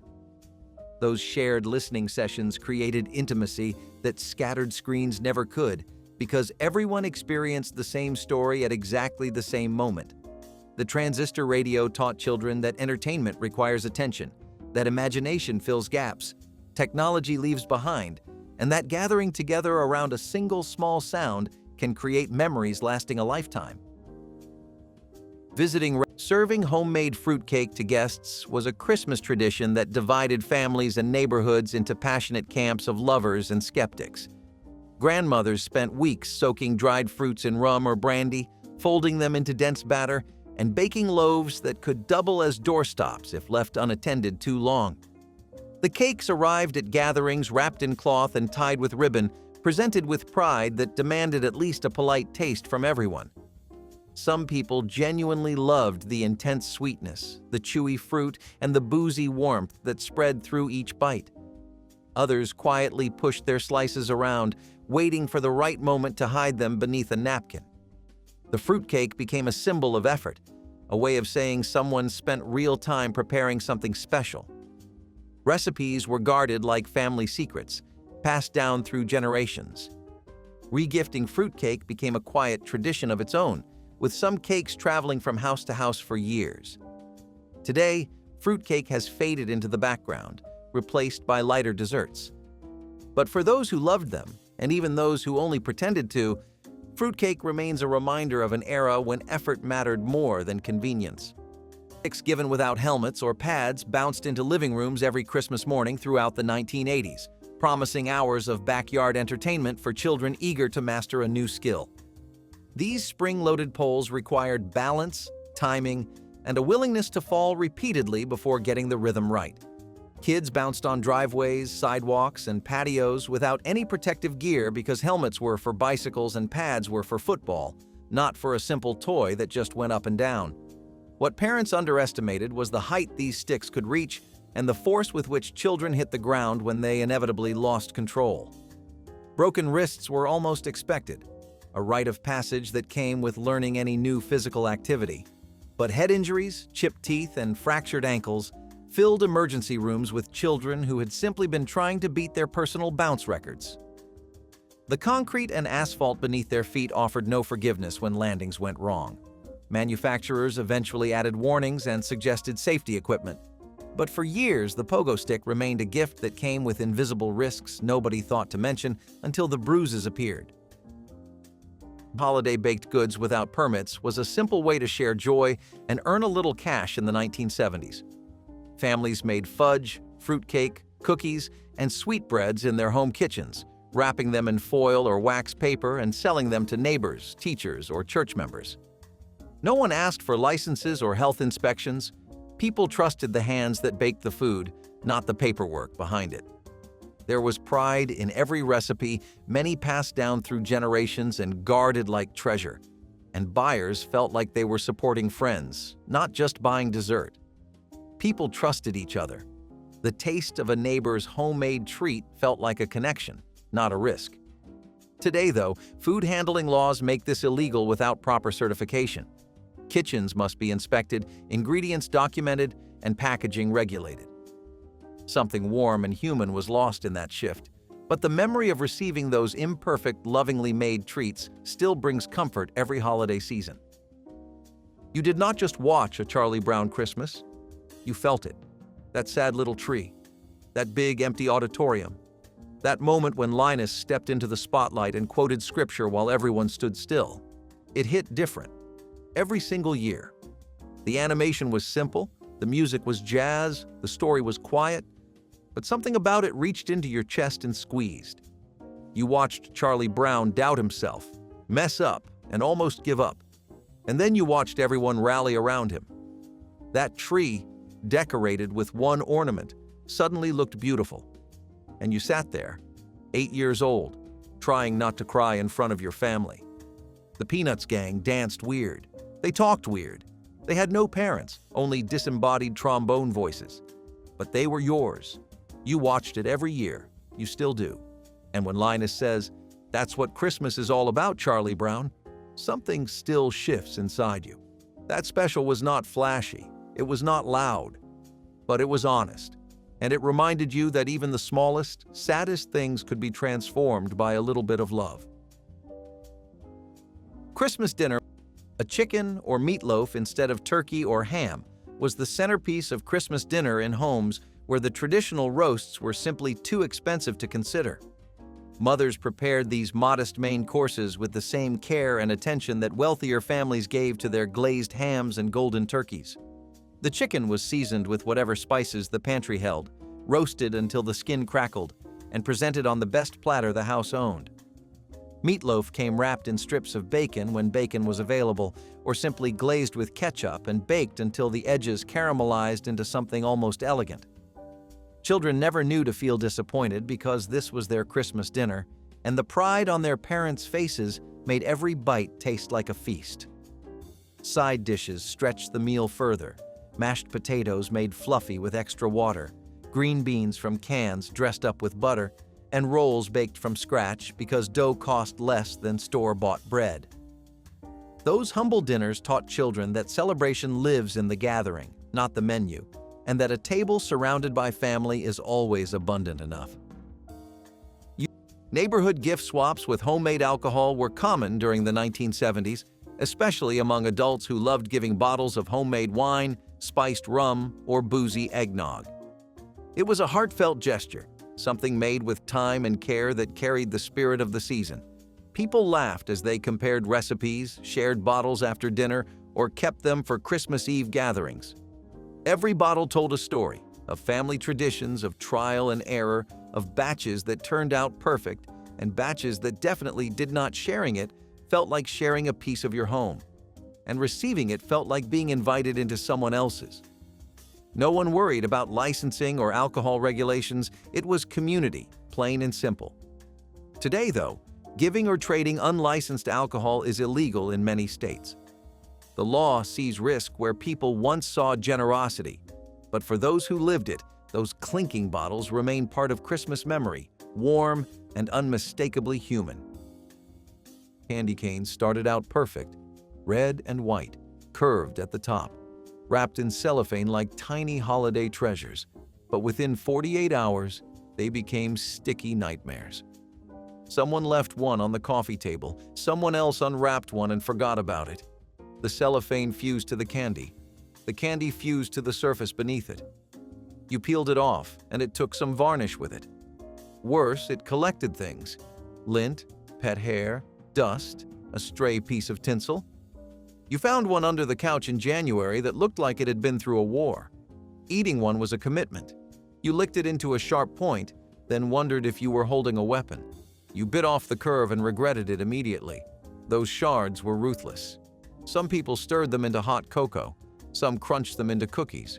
Most just let them sit in a bowl until they welded themselves together into one solid peppermint brick. Candy canes were decoration and dessert and dental hazard all in one. You still see them every year. And somewhere, deep in your memory, you still feel that sticky pull. Waiting until after Christmas sales for any store decorations was a strategy that turned patience into savings for families who planned their holidays a full year in advance. The day after Christmas, mothers bundled up children and headed to department stores where tinsel, ornaments, and lights sat in bins marked 75% off. What cost dollars in November cost pennies in late December, and careful shoppers filled bags with decorations they would store for 11 months. Children learned to find excitement in the hunt, digging through picked-over bins to find treasures others had overlooked. Wrapping paper, ribbon, and bows joined the haul, enough to wrap next year's gifts without spending a dime when the season arrived. Some families built entire Christmas collections this way, adding new pieces each January until their trees rivaled any on the block. The decorations carried a special pride because they represented foresight, discipline, and the wisdom to make limited money stretch as far as possible. Those after Christmas shopping trips taught children that timing matters, that patience rewards those who wait, and that next year's joy can be purchased today at a fraction of the price. Candlelit midnight mass was a Christmas Eve tradition that made even the sleepiest child feel the weight of something sacred and ancient. Families dressed in their finest clothes drove through quiet streets and entered churches glowing with the soft light of flickering candles. The air smelled of pine, melted wax, and the faint perfume of neighbors pressed close on wooden pews. Children fought to stay awake, heads drooping onto parents' shoulders before snapping upright at the sound of the choir. The service moved slowly, filled with readings and hymns that stretched across centuries, connecting everyone to believers who had gathered the same way for generations. At some point, small candles were passed from person to person, flames traveling through the congregation until the entire room glowed with individual lights held carefully. There was power in that moment, a reminder that each person was part of something larger. Parents watched their children's faces illuminated by candlelight and saw the same wonder they had felt at the same age. Today, midnight mass has grown less common as schedules shift, but those who attended still remember the hush that fell when the clock struck 12. Opening one gift on temperature controls were winter essentials that families plugged in and forgot about throughout the cold months of the 1980s. These heated bed covers promised cozy nights and warm toes, and grandparents gave them as Christmas gifts, believing they were offering comfort and practicality wrapped in one package. The blankets heated unevenly, with hot spots that could blister skin and cold patches that defeated the entire purpose. Wires running through the fabric frayed with use, creating spark points that smoldered against sheets and mattresses while families slept unaware. House fires started by electric blankets became a pattern that investigators traced back to designs with no automatic shutoff and no way to regulate how hot the coils became. People folded them, bunched them, and tucked them tightly around their bodies in ways that trapped heat until the fabric itself began to scorch. Children sleeping under these blankets had no way of knowing when warmth crossed the line into danger. By the time safety standards required temperature sensors and automatic shutoffs, an entire generation had spent winters wrapped in wiring that could have ignited at any moment without warning. Fondue. If any of these forgotten traditions stirred a memory, share your favorite in the comments, tap like to keep the nostalgia alive, and subscribe so you never miss another trip back into the holidays we thought we had lost.